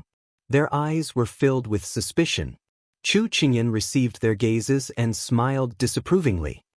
"Don't listen to his nonsense. There's no such thing." Xiao Yao shrugged and closed his fan. "In any case, don't have any ill intentions. Otherwise, the consequences will be—" He made a tearing motion and laughed loudly. Elder Zhuo and the others looked at the snow wolves, then looked at Chu Qingyan. For some reason, they did not dare to treat Xiao Yao's actions as a joke. This was because on the way to recover the city, they had already broadened their horizons and witnessed the true strength of this group of people. In the past, they had only seen the surface, and none of them were to be trifled with. Perhaps what Xiao Yao said was true, and the thoughts in their hearts were immediately extinguished. After Elder Zhuo and the others left, Hualing giggled and said, "Lord, were you scaring them just now? Those stubborn fellows have been contacting people behind our backs. Although it's all under our control and doesn't matter, we still have to show them who's boss. Otherwise, they won't know their place." Xiao Yao raised his eyebrows and lamented, "You can never judge a book by its cover. Who knows if they will bite us in the back?" Turin nodded. "Lord is very thoughtful." Xiao Yao proudly raised his chin. "That's right. I'm so smart. It's a waste of my talent to stay here." Chu Qingyan and the others were amused. Xiao Yao even looked at his imperial brother very proudly, his face begging him to quickly praise him. Xiao Su did as he wished and nodded. "It is indeed a waste of talent. It seems that I should have left the abdication edict to you." What did it mean to collapse in a second? He was talking about Xiao Yao.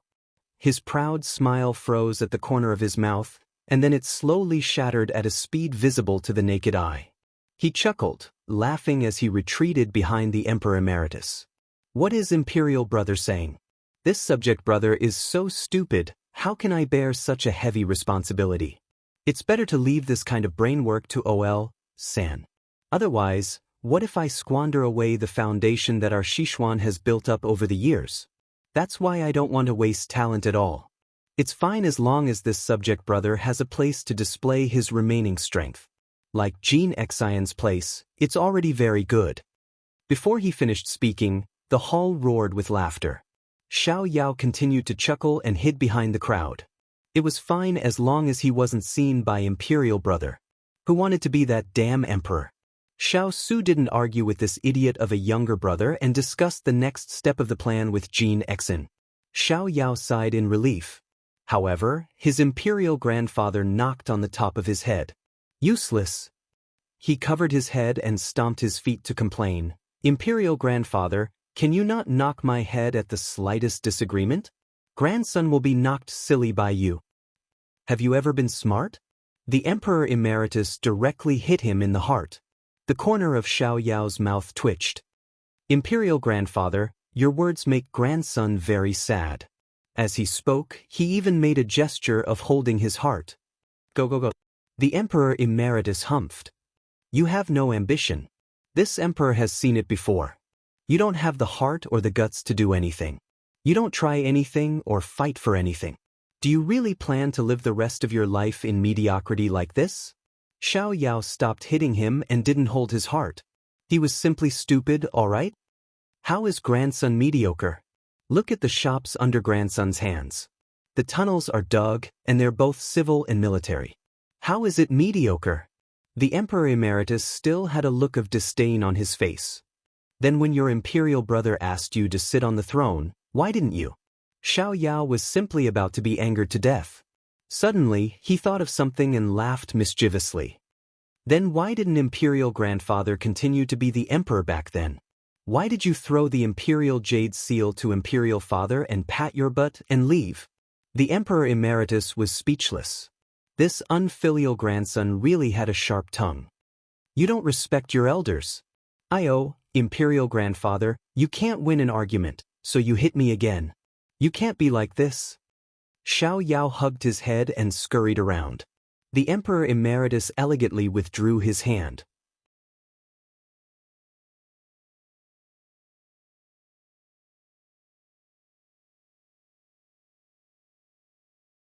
Chapter 1567.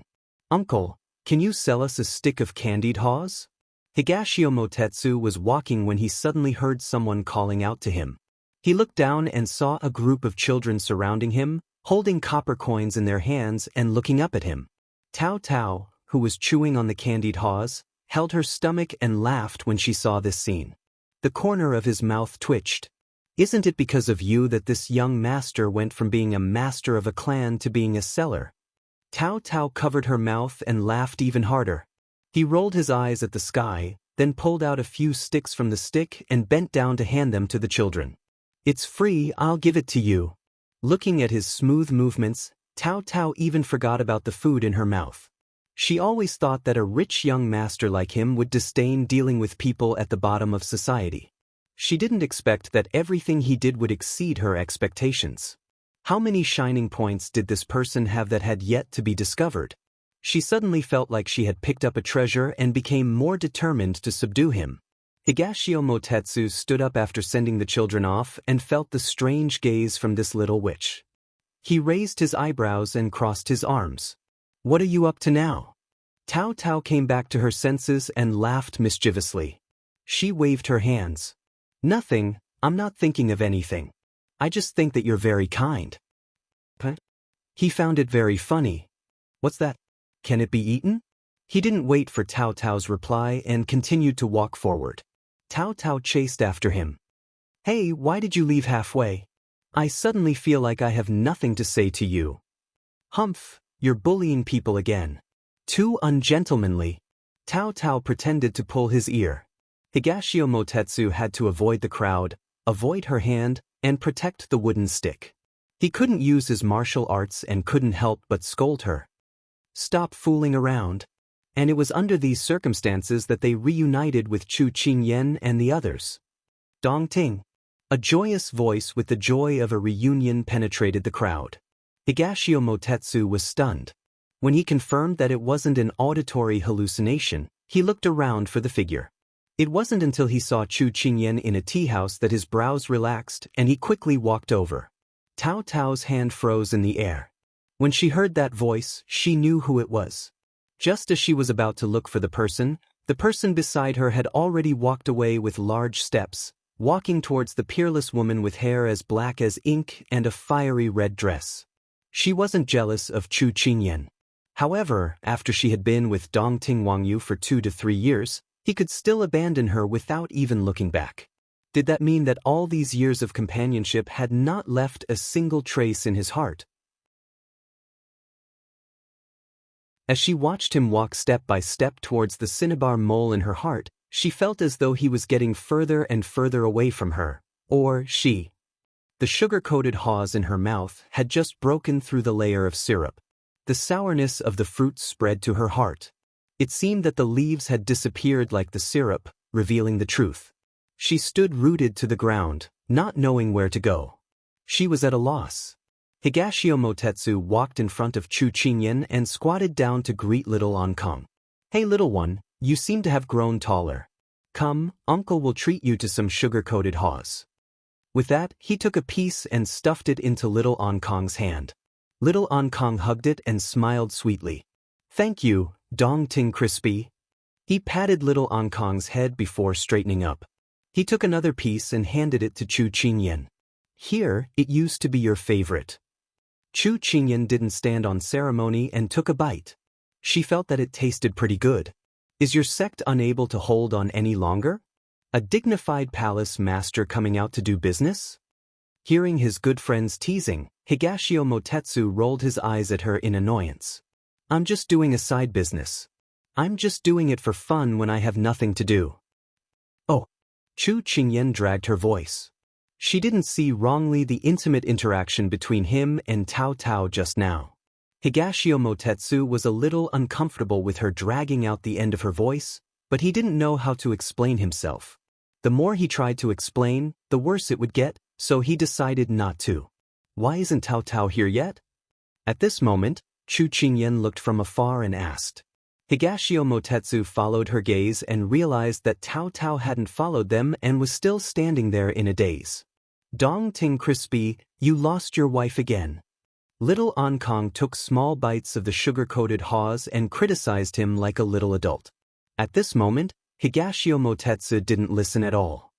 He looked at the scene in the distance and suddenly widened his eyes. This troublesome girl only knew how to cause trouble for him. His heart moved and his body moved.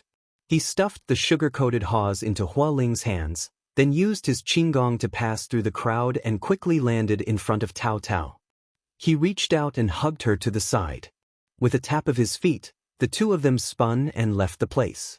At this moment, a carriage quickly drove past where the two of them were standing. Tao Tao still didn't understand what had happened. She only felt that her surroundings were filled with his scent and the place he was hugging was still hot. She looked at him in a daze.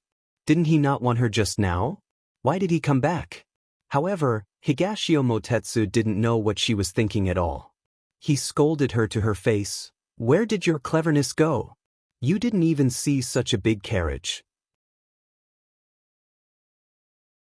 So many people are calling you, are you deaf? Tao Tao couldn't listen to anything now. She hugged him and threw herself into his embrace. I'm already like this and you're still scolding me. Don't you have any pity at all?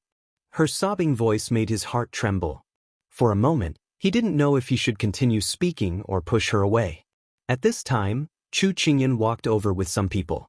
Seeing the sugar-coated haws on the ground and the one in Hua Ling's hands, she immediately understood.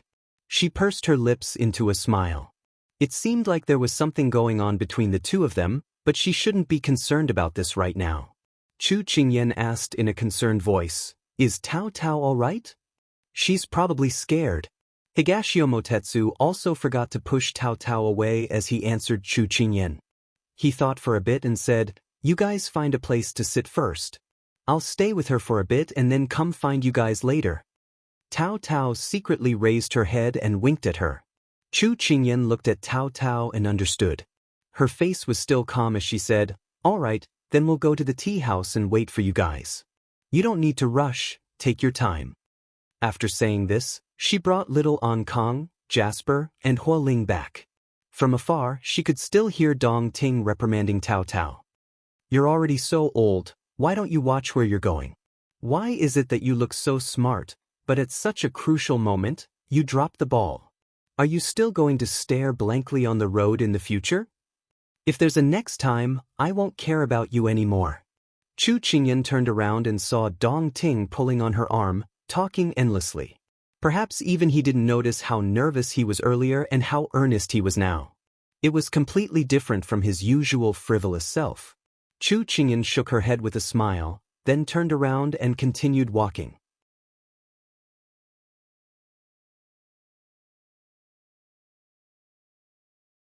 Chapter 1568.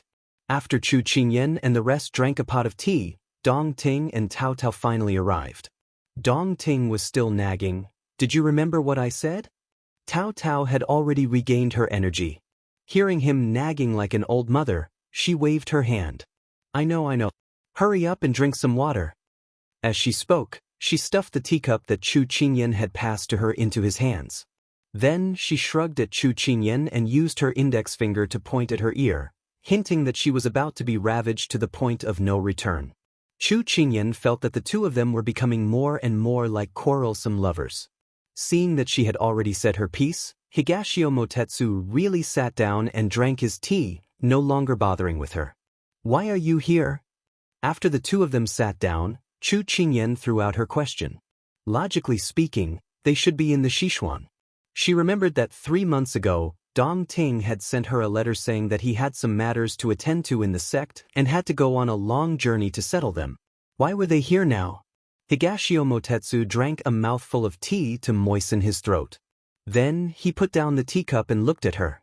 In a casual tone, he said, "One gets tired of staying in the same place all the time. I've been working hard for the Moon Palace for the past 2 years. It's time for me to take a break. Otherwise, my old bones won't be able to play in the future." At this moment, little Ankang immediately put down the pastry in his mouth. He reached out his short hand to pat the back of his hand and comforted him. "That won't happen. Dong Ting Su is very young. Even if you're old and can't walk in the future, Kong Kong will take you to play and fly." Higashio Motetsu immediately pulled little Ankang into his arms. With a gratified expression, he pinched his chubby little face. "This young master didn't dote on you for nothing. You're so obedient. In the future, when you come to the Moon Palace, you can play as you wish." If Xuanqi Zimo and the rest of the Moon Palace disciples heard that their master had casually sold them to a little brat, they would probably feel like dying. Chu Qingyan shook her head in amusement. "Don't spoil him. Otherwise, he'll climb over your head and act like a tyrant." Before Higashio Motetsu could answer, Tao Tao spoke first. "Maybe he's a masochist and he's happy to do it." Higashio Motetsu glared at her. "Go away. You're just a child. Why are you listening to an adult?" Tao Tao made a face at him. Then, as if deliberately going against him, she pulled Kong over and said, "We're all children today, so we won't play with the adults. Come, don't sit on Dongting Susu. Come here with Sister Tao." Xiao Unkong cooperated and slipped off the ground. He said to Higashio Motetsu, "Dongting Susu, Kongkong and Sister Tao went to play."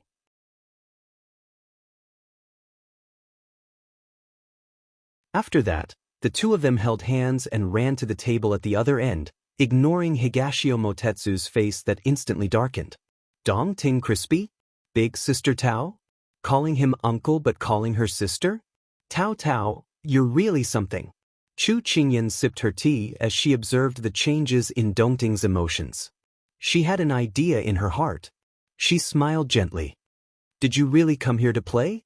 Retracting his gaze from the two of them, Higashio Motetsu played with his teacup and his expression became more serious. "Not really. It's mainly because you guys came to this unfamiliar place without saying a word. You even brought Kong Kong along. I'm a little worried. Anyway, I have nothing to do, so I might as well come and see if there's anything you guys need help with." This was the truth. Chu Qingyan nodded. Her gaze landed on Tao Tao as she teased, "So you brought her along to play? I didn't expect you to be so romantic." Higashio Motetsu rolled his eyes. "This girl insisted on following me. I ran a few times, but I don't know how she found out. I seriously suspect that she bribed Zimo and the other brats." Chu Qingyan nodded secretly. She had to subdue the people around him first. This little girl was indeed clever and cute. She could not help but want to be a matchmaker. As a young girl, it's not easy to be so thick-skinned to chase after you. I see that Tao Tao is sincere towards you. Don't you want to consider it? The teacup in his hand suddenly stopped spinning. In the past, he could resolutely reject this question, but for some reason, he found it difficult to say it now. He frowned. He did not like his state. He put down the teacup and poured himself another cup of tea. When the tea entered his mouth and moistened his dry throat, his reason came back. What a joke. It's so good to live alone. No one cares about you. You can go wherever you want. The world is so carefree. Why bother to be tied to others? Chu Qingyan supported her chin with one hand, judging how much truth there was in his words. It's a little scary for you to look at me like that. Higashio Motetsu touched his arm to see if there were any goosebumps. She was amused by his reaction. All right, I won't care about you anymore. Anyway, as someone who has been through it, I'll give you a piece of advice. Cherish the people in front of you. Higashio Motetsu opened his mouth to refute her, but he could not help but look at the person on the other side. At this moment, Tao Tao was playing rock-paper-scissors with little Anka. Both of them were tired from playing. One was drinking tea while the other was eating pastries. Tao Tao, when can I eat your and Dong Ting Su's wedding candy? Little An Kong asked innocently. Tao Tao leaned on the table with a depressed face. How would I know? You don't know, your Dong Ting Su is too hard to chase. I've already chased him for so long. It's okay, don't be discouraged. Mother said before that sincerity can move metal and stone. Hearing little An Kong's childish voice comforting her, Tao Tao felt that her depression had dissipated. She could not help but kiss him. You're really a considerate little cotton-padded jacket. No, little cotton-padded jacket refers to a young lady. Bao Bao is a body armor. As he said that, he even made a martial arts gesture, making Tao Tao laugh. Where are you guys staying now? Why don't you come with us? Chu Qingyan's question pulled Higashio Motetsu back from his thoughts. He thought about how Tao Tao had been complaining about the bustling city below where they lived. It was noisy all day long, and the words of rejection turned into agreement. Then it's getting late, let's go back together. After Chu Qingyan finished speaking, she got up and called her son and Tao Tao over. On the way back, Tao Tao did not know why he suddenly changed his mind and went with Chu Qingyan. While she was muttering in her heart, she heard Higashio Motetsu talking to Hualing. Higashio Motetsu coughed lightly. Let this young master carry this Tonghulu skewer. Hualing waved his hand disapprovingly. It's fine, it's not heavy at all. No, it's too troublesome. We'll do it ourselves. After saying that, Higashio Motetsu directly took it. Hualing did not react at all and his hands were empty. He really attacked without saying a word. Tao Tao was baffled. Wasn't this person disdainful of this thing just now? Why did his personality change? At this moment, a Tonghulu skewer appeared in front of her eyes. She looked up from his slender fingers, but saw that he did not even look at her as he said, Don't you like to eat it? Hurry up and eat it. Tao Tao took the Tonghulu skewer, feeling both sweet and troubled.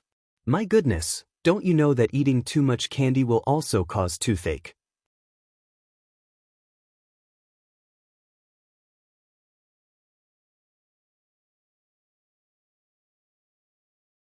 Seeing this, Qing Yanluo and Kong Ling also held hands and followed. Bai Yu glanced at him coldly. This servant refuses to make do. This servant will go and accompany the little master. With that, she left without looking back. Xiao Yao felt like a bolt from the blue had struck his head. Had his charm deteriorated? Why couldn't he even handle a little girl? My heart is sad, no one knows my sorrow. Hua Ling patted his shoulder. Lord, take it easy. Be careful not to get lost. With that, Hua Ling strode to catch up with Jasper. Xiao Yao suddenly felt that the couples in front were so hateful. He deepened his conviction that he was alone. He was still alone, free and unrestrained. Long live the single dog. After mentally preparing himself, Xiao Yao decided to eat 3 bowls of rice tonight to soothe his wounded soul. Then he slowly followed them. At this moment, Qing Yanluo and Ethereal started arguing. I say, do you think that the girl is pretty, so you took a few more glances? Xiaoyan, listen to my explanation. There's nothing to explain. Any explanation is just a cover-up. Xiaoyan, you can't say that. Then what else do I have to say? I heard that the girls in the Tranquil Moon sect are all immortals, not to mention their sect master. Now that we're here, maybe one of them is from the Tranquil Moon sect. It's not strange if you like them. Xiaoyan, what are you talking about? I just think that her hairpin is pretty and want to see where it's sold. I'll buy one for you. Ah, really? Why would I lie to you? Don't be angry. You should have said so earlier. I wouldn't be angry. Thus, the two of them went from arguing to being sweet. Xiao Yao was dumbfounded. This was too scary. They quarreled and reconciled. He felt that it was better for him to be alone. However, he was interested in the Tranquil Moon sect now. After all, everyone loved beauty. Hualing, what's the situation with the Tranquil Moon sect? Because he was at the front lines previously, he did not know what the rear had gathered. It was normal that he did not know about the Tranquil Moon sect. Hualing was called out and explained seriously. This Tranquil Moon sect is said to be a girl inheriting the position of sect master. A few years ago, this sect changed to a new sect master. She's very young, around 15 or 16 years old. I heard that she's very talented and beautiful. It's just that she's aloof and not easy to get in touch with. She wears a veil all year round. However, her ability to manage the sect is not inferior to outstanding men. So young? It's so infuriating now. Xiao rubbed his chin and was a little surprised. However, for successors, they were groomed from birth. There were many who were outstanding at a young age, so it was not strange. She should be around 18 or 19 years old now. Hua Ling estimated. Xiao shook his head. But she's so young and has done so many heartless things. She's really vicious. Don't let me see her. I'll teach her a lesson. Hua Ling coughed softly. It would be good if Yahweh was not taught a lesson. To be able to sit in this position, how could she be a simple character? Right, what's the name of that tranquil moon sect master? I think she's called Gong Sun Shui. Xiao rubbed his chin and said, it's a pity about the name. At this time, the flow of people suddenly increased. Xiao avoided a few carriages and turned around. He suddenly did not see Hua Ling, nor did he see his royal brother and sister-in-law. He raised his brows. No way, he was so unlucky. He really got lost? Forget it. He walked back to take a look. At this time, a masked girl wearing a white brocade dress quickly passed through the sea of people. She walked quickly while holding her chest. Behind the white veil, faint traces of blood could be seen. Quick, she's over there. A death sentence came from behind her. The masked girl frowned. She looked up and decided to walk up. She jumped onto the shoulders of passers-by and prepared to grab the wine flag to fly up to the roof. However, her injuries flared up. She lost her balance and fell down. Xiao, who had just walked to the tavern, heard the screams of passers-by. He subconsciously raised his head and saw a white-clothed fairy descending from the sky.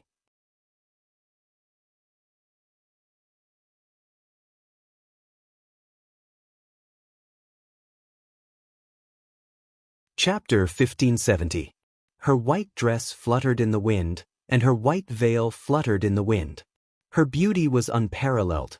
Xiao was stunned. His body reacted faster than his mind, and he reached out to catch the masked woman falling from the sky. He hugged the woman and took a few steps back. The masked woman was the first to react. She coldly ordered, "Let go." Xiao then remembered that men and women should not touch each other. Just as he was about to let go, he heard someone shout, "I see her. She's in front." Looking up, he saw a group of fierce people holding knives and blowing over. Xiao's heart was filled with a heroic feeling of a hero saving a beauty. He grabbed the masked woman's wrist and whispered, "Someone wants to harm you? Don't be afraid. I'll protect you." As he spoke, he took the masked woman to the side of an alley. The masked woman did not know whether he was a friend or foe. She struggled to break free. "Let go of me. Otherwise, I won't be polite." Xiao paid attention to the movements of the pursuers while preventing her from breaking free. "You're just a weak woman. You're no match for them. Don't worry, I'll protect you." The masked woman could not break free and gave up. She sneered in her heart. If she was not injured, these people would not be a problem at all. After turning here and there, she still could not shake off those people. Xiao was a little surprised and could not help but ask, "Did you kill someone or set fire to it? Why are these people chasing you so tightly? If you're afraid, then let go." Xiao sneered. Why was this beauty so cold? The masked woman thought that he had let go and was ready to escape. She thought that people were all like this. She did not expect that he would bend down and pick her up. He flew up a tree and used the leaves to hide his body. In order to hide better, Xiao shielded her in his arms. In other words, she was hugged by him. Their posture was very ambiguous. Although Xiao usually seemed to be a womanizer, it was just an act. Even now, he was trying to save someone, so he did not think of this layer.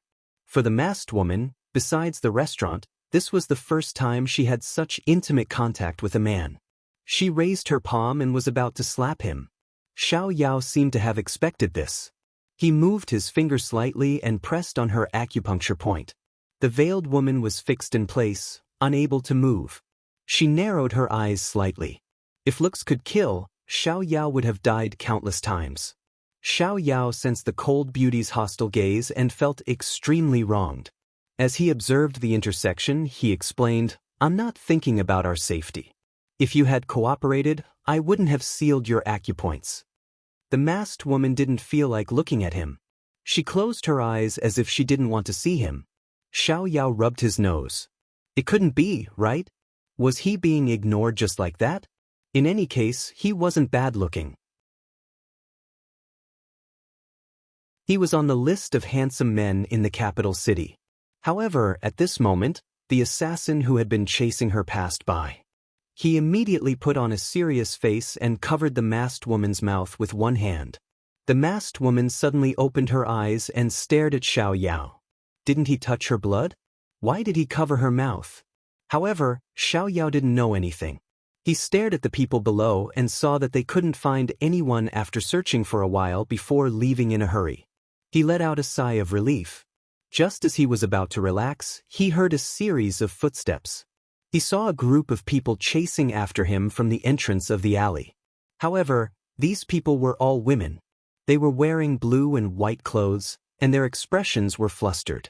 He felt extremely curious. He lowered his head to look at the person in his arms and laughed softly. "I didn't expect you to have so many enemies."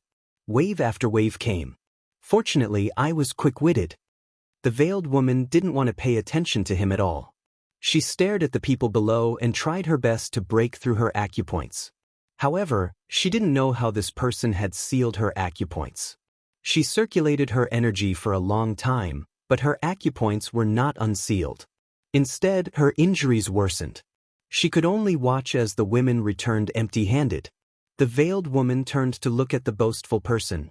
This idiot, those people were here to save her. After being messed with like this, she didn't know how to find them. Xiao Yao felt her burning gaze and thought that she was thanking him. He couldn't help but wave his hand. "I can't thank you enough. I'll send you down first."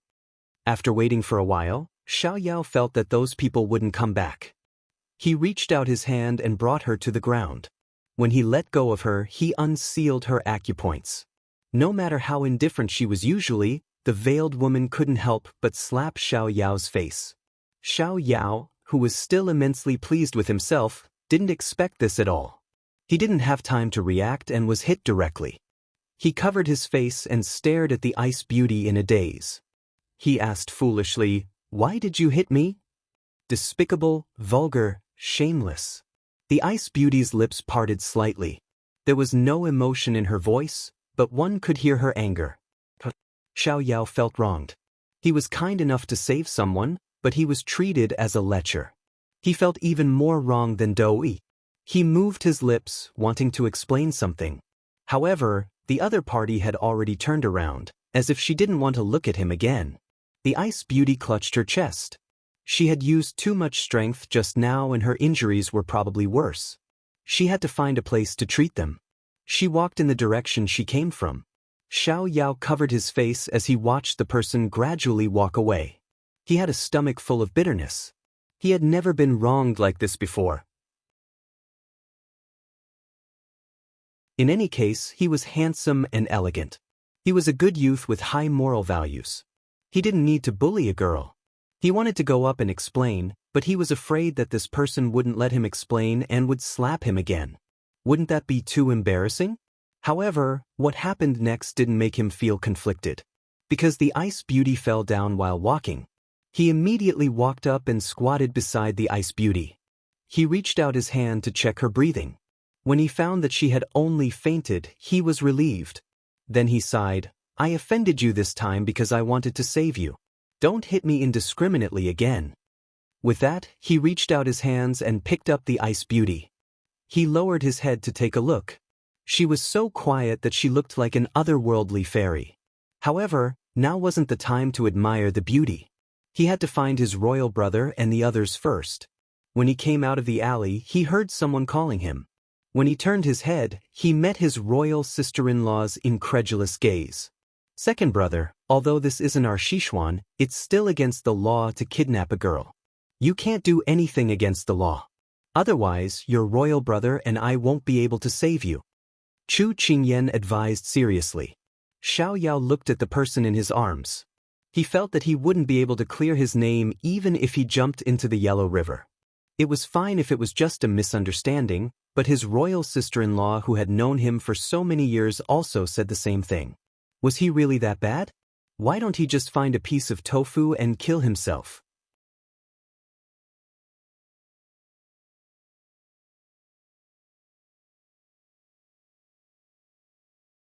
Chapter 1571. Cheng Yenluo placed her fingers on the ice beauty's hand and quietly felt her pulse. Did something happen to him? Xiao Yao asked with an uncertain expression. Chu Qingyan looked at her impatient brother and couldn't help but smile. This was the first time she had seen him so anxious. At this moment Xiao Su said calmly, "Brother, be quiet." Only then did Xiao Yao shut up, not daring to interrupt Cheng Yenluo's examination. After a moment, Cheng Yenluo retracted her hand and looked serious. She said to everyone, "This girl was hit by a palm. It's not serious, but her lungs have been damaged. She needs to recuperate for a while, but what?" Chu Qingyan asked on Xiao Yao's behalf as he had been ordered to keep his mouth shut by the ice cube. Cheng Yenluo thought for a moment and chose her words carefully. "She has other illnesses. When I checked her pulse just now, I found that her pulse was very abnormal.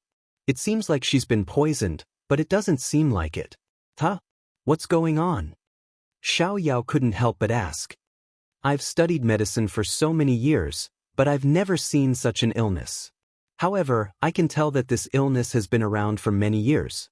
Perhaps she was born with it. Will it endanger her life?" This was what Xiao Yao was concerned about. "I'm not sure." Cheng Yenluo shook her head, looking helpless. Everyone was surprised by Cheng Yenluo's words. Her medical skills were undeniable. If even she couldn't tell, then they could only wait for Ethereal. Unexpectedly, Ethereal returned with the medicine. Yenluo explained the situation to him in detail. He went to check the girl's pulse without hesitation, but his conclusion was the same as Yenluo's. "Let's treat her injuries for now. We'll talk about the rest when she wakes up. Perhaps she knows her own condition," Ethereal suggested. Everyone looked at Xiao Yao, waiting for him to make a decision. Xiao Yao was still immersed in the conversation. When he sensed everyone's gaze on him, he couldn't help but take 2 steps back. "Why are you all looking at me like that? You're the one who brought her back. You're responsible." Xiao Su strode out. Chu Qingyan nodded.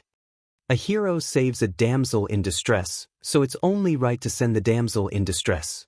After saying that, she followed Xiao Su and left. Cheng Yenluo had already written down the prescription. She walked over and handed it to Xiao Yao. "I'll apply the ointment for her external injuries later. Brew the medicine according to this prescription. Boil 5 bowls of water into 3 bowls of water, then another bowl of water. Take it 3 times a day after meals. Don't forget." Without waiting for Xiao Yao's response, she left with Ethereal to concoct medicine. Xiao Yao looked at the prescription in his hand and then looked at the person on the bed. He felt like he had shot himself in the foot.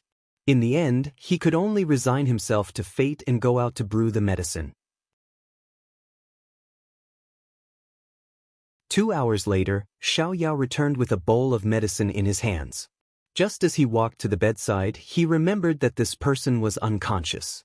How could he feed him medicine? What a headache. He thought for a moment and sat down. Seeing that her face was still covered with a veil, he thought that he should take it off first and then help her up. However, just as he stretched out his hand, the person who had her eyes closed suddenly opened them. She reached out and threw a punch at his face. Xiao Yao was too close to her and was hit squarely. He fell to the ground with his back facing the sky, and the bowl of medicine in his hand flew out. The ice beauty sat up and looked coldly at the person lying on the ground. However, Xiao Yao reacted first. He didn't blame her for hitting him, but looked at the spilled medicine on the ground. He raised a trembling hand and pointed at her with a mournful face. "It wasn't easy for me to brew it, and you spilled it just like that. It's my first time brewing medicine, and it wasn't easy for me too, Only now did the ice beauty see clearly that it was medicine on the ground. She also heard clearly that it was prepared for her. She pursed her lips and realized that the wounds on her body had been treated. Her clothes were clean and neat. This person was also sincerely wailing about the medicine on the ground. Only then did she understand that he wasn't trying to take advantage of her. However, after many years of being in a high position, she had developed a temper that wasn't good at expressing her emotions. An apology was hovering in her throat, but she couldn't say it. In the end, she coughed lightly and said in a gentle tone, "I was too agitated." Xiao was still immersed in the grief of losing the medicine. "My medicine," the ice beauty looked at him coldly. "I'll get someone to compensate you next time." Xiao turned around and glanced at her. This was originally brewed for her. He sighed deeply and then remembered that he was still sitting on the ground. Then, he connected the dots and realized that the culprit of all this was this innocent-looking girl in front of him. He wondered what exactly he had picked up and brought back. Just as he stood up, he felt an incomparable pain on his face. He touched it and found that his nose was bleeding. He sighed again. Who did he offend? "I'll get someone to compensate you." The ice beauty spoke again. This time, it was to compensate him for attacking her. Xiao rolled his eyes and pointed at his face. "I'm so handsome and confident. I look like a noble young master with an extraordinary background. Do you think I'm someone who lacks money? You can't judge a book by its cover." The ice beauty recalled that he had made a move on her twice and had a very bad impression of him. Xiao felt that he would be angered to death by her. He was a prince of a country, but in front of her, he was nothing. How could he face the people of Sichuan? If he was given a mirror and saw his current appearance, he probably wouldn't think so. "Miss, why are you so heartless? In any case, I saved you. It's fine if you don't appreciate it, but first you slapped me and then punched me. Are you repaying kindness with enmity? Although you did save me, I didn't ask you for help. Everything was your own decision." Xiao was so angry that he laughed. The demeanor that he usually maintained cracked. "Miss, if I didn't help you, do you think you would still be lying here? Maybe you would have been caught by your enemies." Speaking of this, she was angry in her heart. If it weren't for him, she would have already met with her subordinates. How could she still be here listening to his nonsense? "Why don't you speak? Are you in the wrong?" Xiao saw that she just looked at him for a long time without speaking, and couldn't help but ask. The ice beauty felt that he was too talkative, and really didn't want to talk to him. Xiao saw that she didn't respond, so she laid down with her back facing him and covered herself with the quilt. She looked like she didn't want to talk to him. Xiao felt like he really wanted to find a piece of tofu and kill himself. Otherwise, how could he meet such a difficult person? After all, he was a man with a strong stomach. He couldn't argue with her, so he took a deep breath and kicked the pillar next to him before walking out. As soon as he walked out, he couldn't help but want to hug his leg. The kick just now was too painful.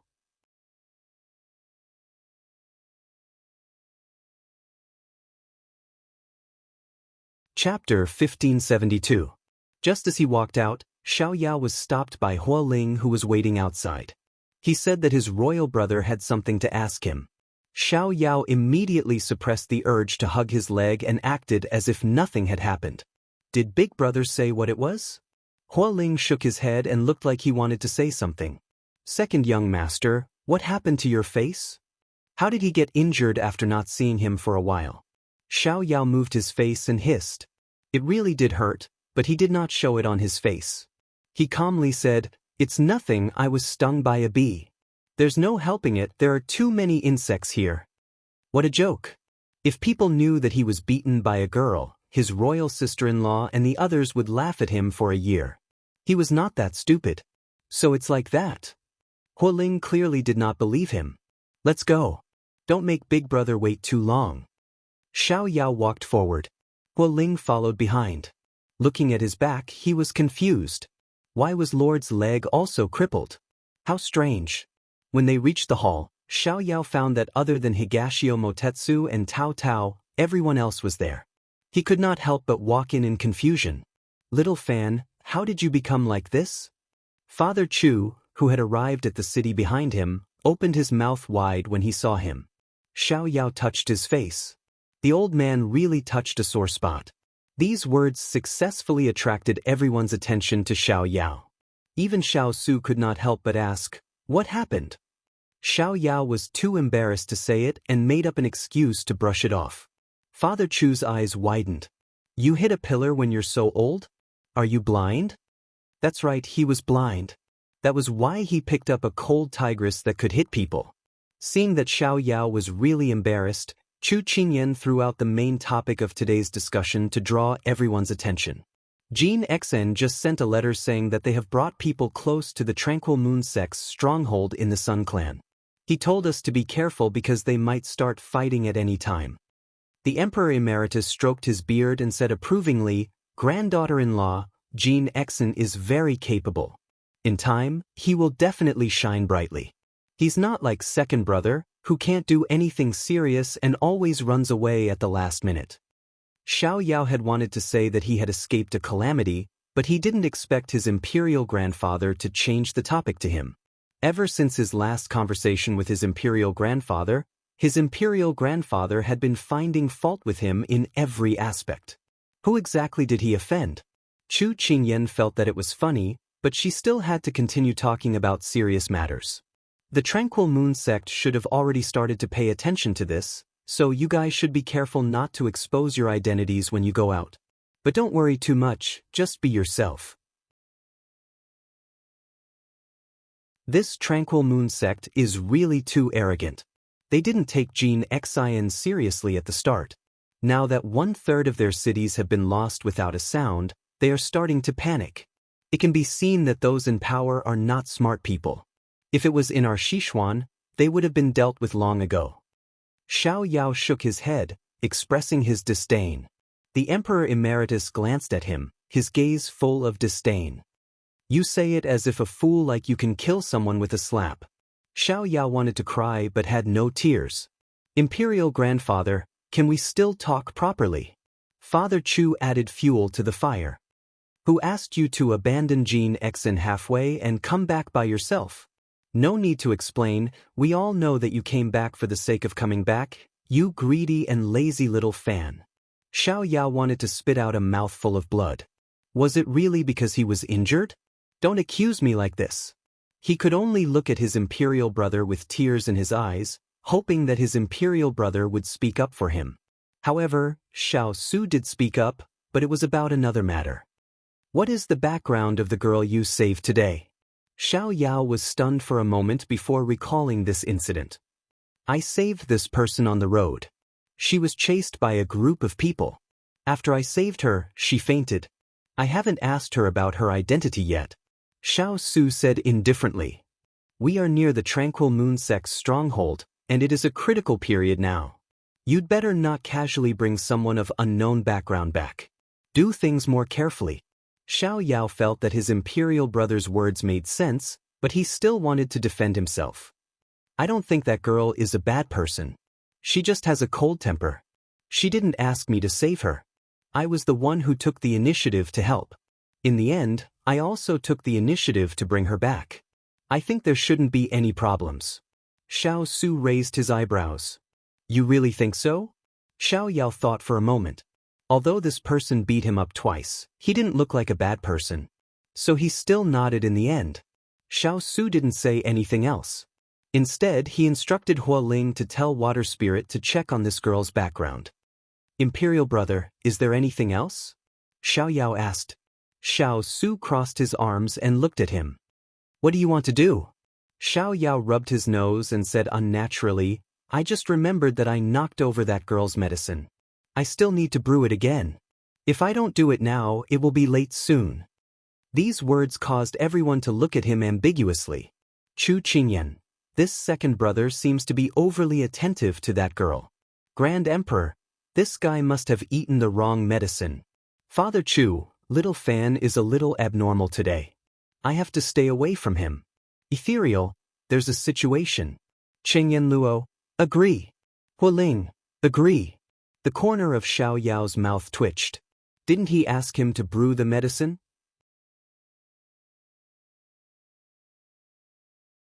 Why did everyone have such an expression now? He was simply suffering in silence, unable to voice out his bitterness. Xiao Su waved his hand and magnanimously let him go. The Grand Emperor and Father Chu also agreed to go out to play. Mother Chu was worried and followed them. Only Xiao Su and his wife, Ethereal, Qingyan Luo, and Huo Ling were left in the hall. Chu Qingyan asked, "Can you tell how that woman's injuries were caused?" Qingyan Luo nodded. She was hit from the front. It's clear that the other party wanted to take her life directly. However, she was smart enough to avoid being hit in the vitals. There were a few sword wounds on her body, but they weren't serious. She fainted because she lost too much blood. Ethereal continued, "When this subordinate checked her pulse, I found that this girl's inner strength wasn't low. However, she seemed to have consumed the cultivation dissipation powder before she was injured. Some of her inner strength dissipated. Perhaps that's why she was successfully ambushed." In just a few sentences, the Ice Beauty's injury was reconstructed. If she was present, she would definitely be amazed by the two's abilities. However, we're very ashamed that we couldn't find any other ailments in that girl's body. Qingyan Luo apologized. Chu Qingyan waved her hand and said, "Medicine is broad and profound. It's normal to encounter things that you don't know." Then she added, "However, if it's an ordinary dispute, it's not a problem to take this girl in. However, it's better to be safe than sorry. We still have to observe her for a while." Chu Qingyan's words were approved by everyone. Huo Ling, send people to guard the entire courtyard.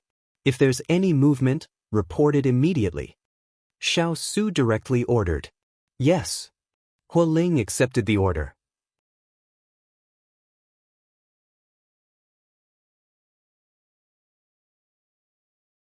Chapter 1573. 2 hours later, Xiao returned to the Ice Beauty's room with a bowl of medicine in his hand. At this moment, Qingyan Luo was in the room. Qingyan Luo turned around and smiled at Xiao when she heard the commotion. "I'm here to check on this lady's injuries." Xiao nodded. However, when his gaze landed on the person sitting on the bed, it was as if he was frozen in place. So this was what she looked like under the veil. Her black jade-like hair draped over her shoulders. Her slender eyebrows were like willows, her beautiful eyes were fixed on him, her skin was as fair as snow, and her lips were slightly red. It reminded him of a poem used by the ancients to describe beauties. Her skin was creamy and delicate, like the light of silk and the flexibility of reeds. What an ice snow beauty! Her indifferent temperament made people feel that talking to her was an offense. When Xiao came in just now, the Ice Beauty had turned her head along with Qingyan Luo. At this moment, she saw this person staring at her in a daze. It wasn't like the lustful gazes that people usually gave her, but more like pure admiration. However, she still didn't like being stared at like this, so she couldn't help but frown.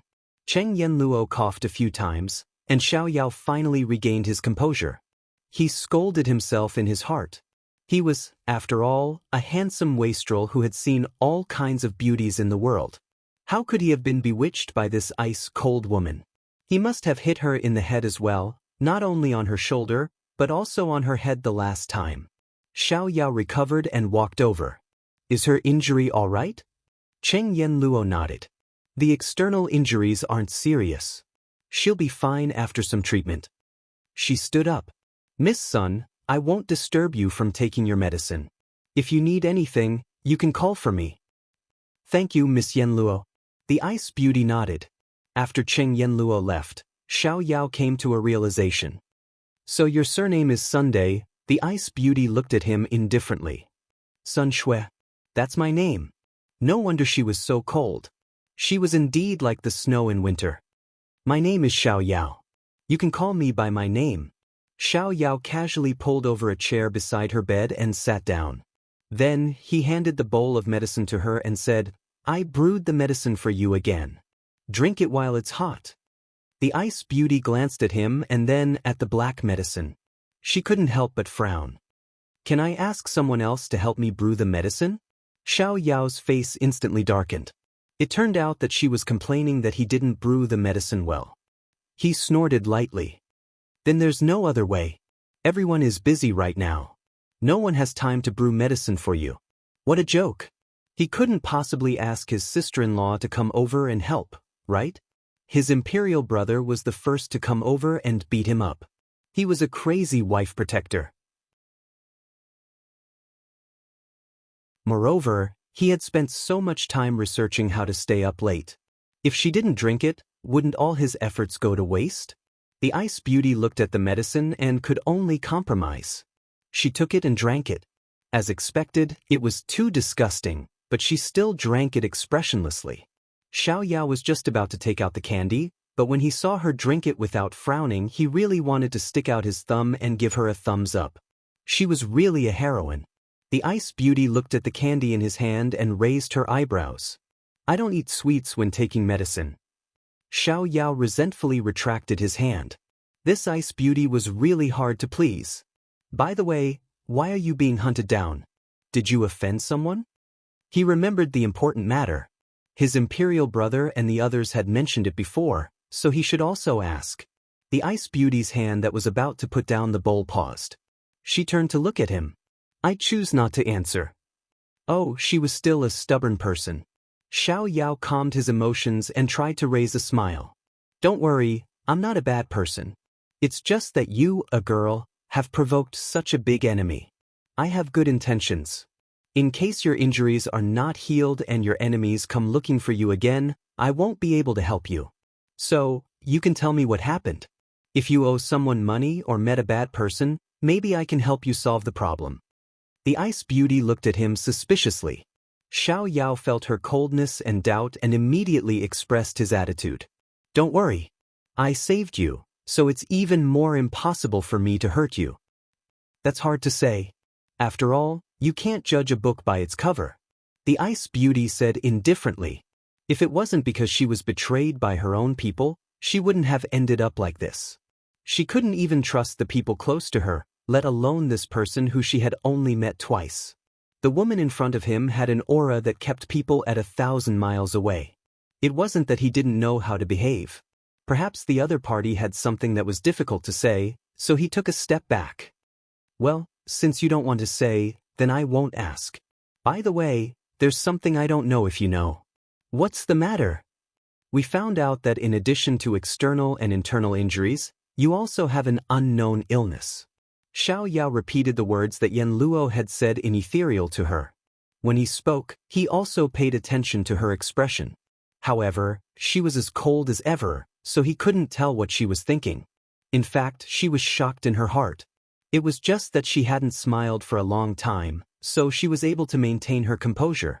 She didn't expect that in such a small place, there would be such a skilled doctor. According to Xiao's words, the woman who had treated her just now was one of them. She was so young that it was unbelievable. Her illness was also discovered by the clan's genius doctor 3 years ago. Unfortunately, there was no way to cure it until now. They could only temporarily suppress it. She didn't know if she could find the cure if she stayed here. Do your doctors have a way? Perhaps she was too calm, so Xiao couldn't figure out what she was thinking at this time. He could only tell the truth. There's no way at the moment, but their medical skills are very good. They have saved many people who had one foot in the door of hell. So your illness, as long as they are given some time, they may be able to find the cure. At this time, she was injured and couldn't leave alone. After thinking about it, she could only agree to his suggestion to recuperate and see if they could find any clues about her illness. Seeing that her expression eased, Xiao was relieved. However, he had a little plan in his heart. I picked you up. If you have any problems in the future, just come to me. The others have things to do, so they won't pay attention to you. Xiao deliberately left the others aside, showing that she was alone and helpless here. If she didn't rely on him, she might not be able to survive. Picked up? The Ice Beauty narrowed her eyes, revealing a dangerous aura. If she wasn't seriously injured, she could break his neck with one hand. You talk big. It's over, I said the wrong thing. Xiao was a little annoyed.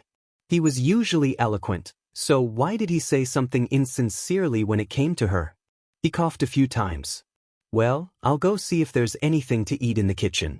I'll make some for you. After saying that, he slipped away as if there was oil on the soles of his feet. The ice beauty looked at his back and snorted.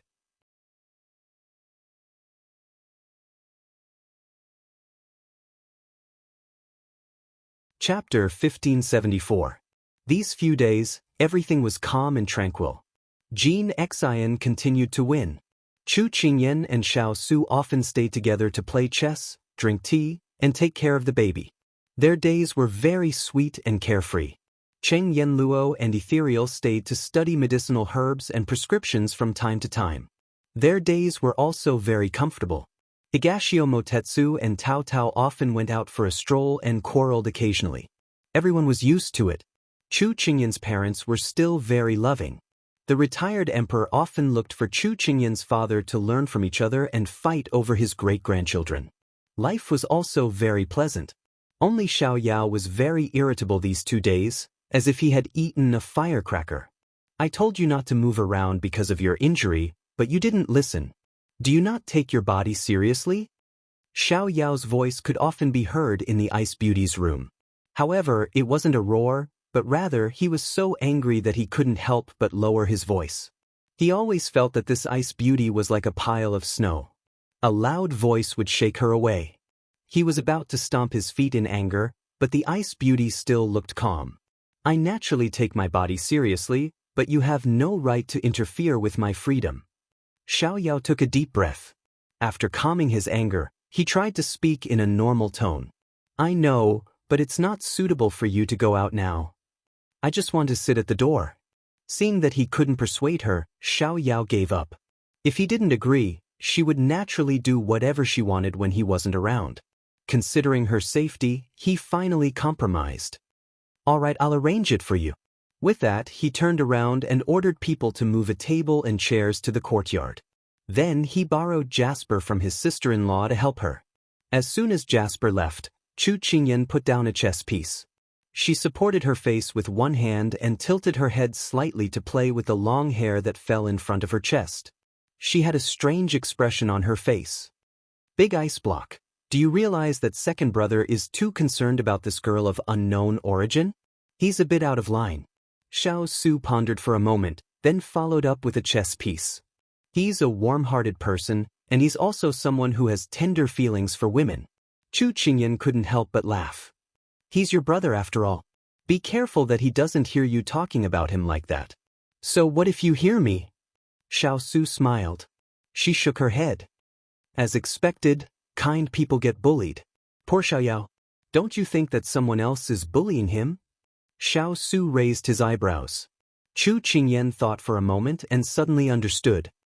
Then do you think he has a chance with this Ice Beauty? Xiao Su sneered. It's a scene where you get bullied. Are you planning to leave him in the lurch?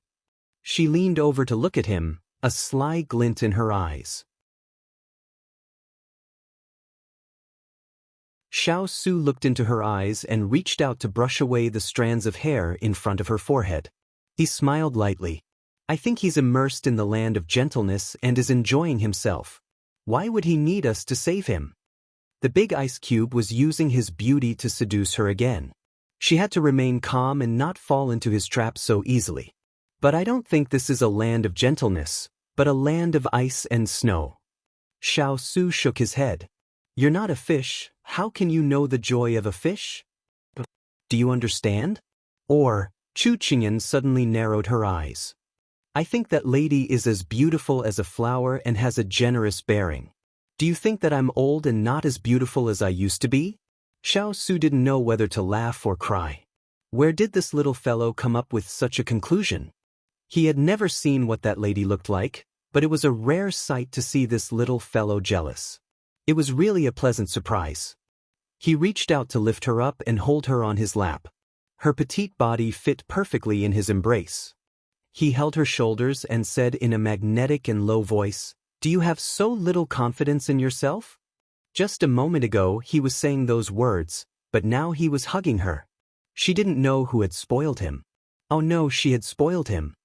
Confidence is not something you have, but something you both build. She puffed out her cheeks. You know that everyone else in front of me looks the same whether they're round or flat, but only you are the most unique in my eyes. In this world, there is no one else that I like more than you. You're more stunning. Xiao Su pinched her nose and said with a chuckle, but every word came from the bottom of his heart. Chu Qingyan felt that she was thinking too much. The person in front of her still doted on her as before, but she didn't know why. Recently she just wanted to get angry.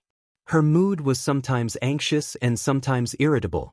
She suddenly felt that she couldn't recognize herself. So she gave up and said, "Isn't there a saying that feelings are like tea? The longer it is brewed, the weaker it becomes. We've known each other for at least 7 years. Do you know the 7-year itch between husband and wife?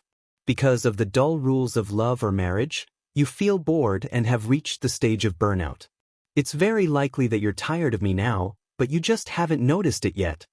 Xiao Su had never seen her so dejected before. He was a little surprised. Their life was not very harmonious recently, so how could this little fellow have such a misunderstanding about him? Xiao Su suddenly realized the seriousness of the matter. It was clearly fine just now, so why was the little fellow so dejected? He felt that if this matter was not resolved immediately, it would have a certain impact on their lives. He swept away his previous expression and became very serious.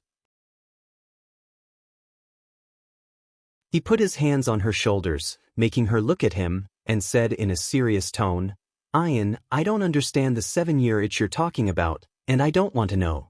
In my opinion, the feelings between you and me are not like tea, which will fade with the passage of time.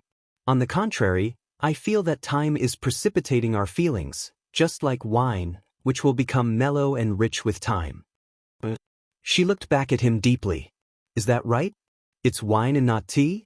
Xiao Su seemed to have seen through her thoughts, and his voice became gentle. "Yes, it's wine. I've never liked to use anything to describe the feelings between us, but since you have to use something to prove it, I think it's the most appropriate." He pulled her back into his embrace. "Ian, I will love you for the rest of my life, care for you, and use the rest of my life to accompany you, not letting you suffer the slightest bit of harm. What we can do now is to live every day well and not waste the rest of our lives. This is the best way for us to stay together. Holding hands, growing old together, not wasting a single moment." Even if they did nothing, quietly staring at each other, was the interpretation of love. Chu Qingyan suddenly thought it through. She felt that she was being too unreasonable. She clearly knew what he was thinking, yet she still wanted him to make promises again and again. To think that he was willing to accompany her time and time again. She was extremely moved. She wanted to say something to him, but suddenly felt her stomach churning. "I want to vomit." Xiao Su had just made a passionate confession, and the little fellow had to say that she wanted to vomit. Xiao Su's entire face darkened. However, the little fellow really did vomit. That you're tuning in to the Passion Pages YouTube channel. We're so grateful for your support, and don't forget to subscribe to join us on this incredible journey through captivating stories. Your generosity through donations truly makes a world of difference, as it's the primary source of revenue that allows me to expand and enhance this channel for you. Thank you from the bottom of my heart for being a part of this adventure.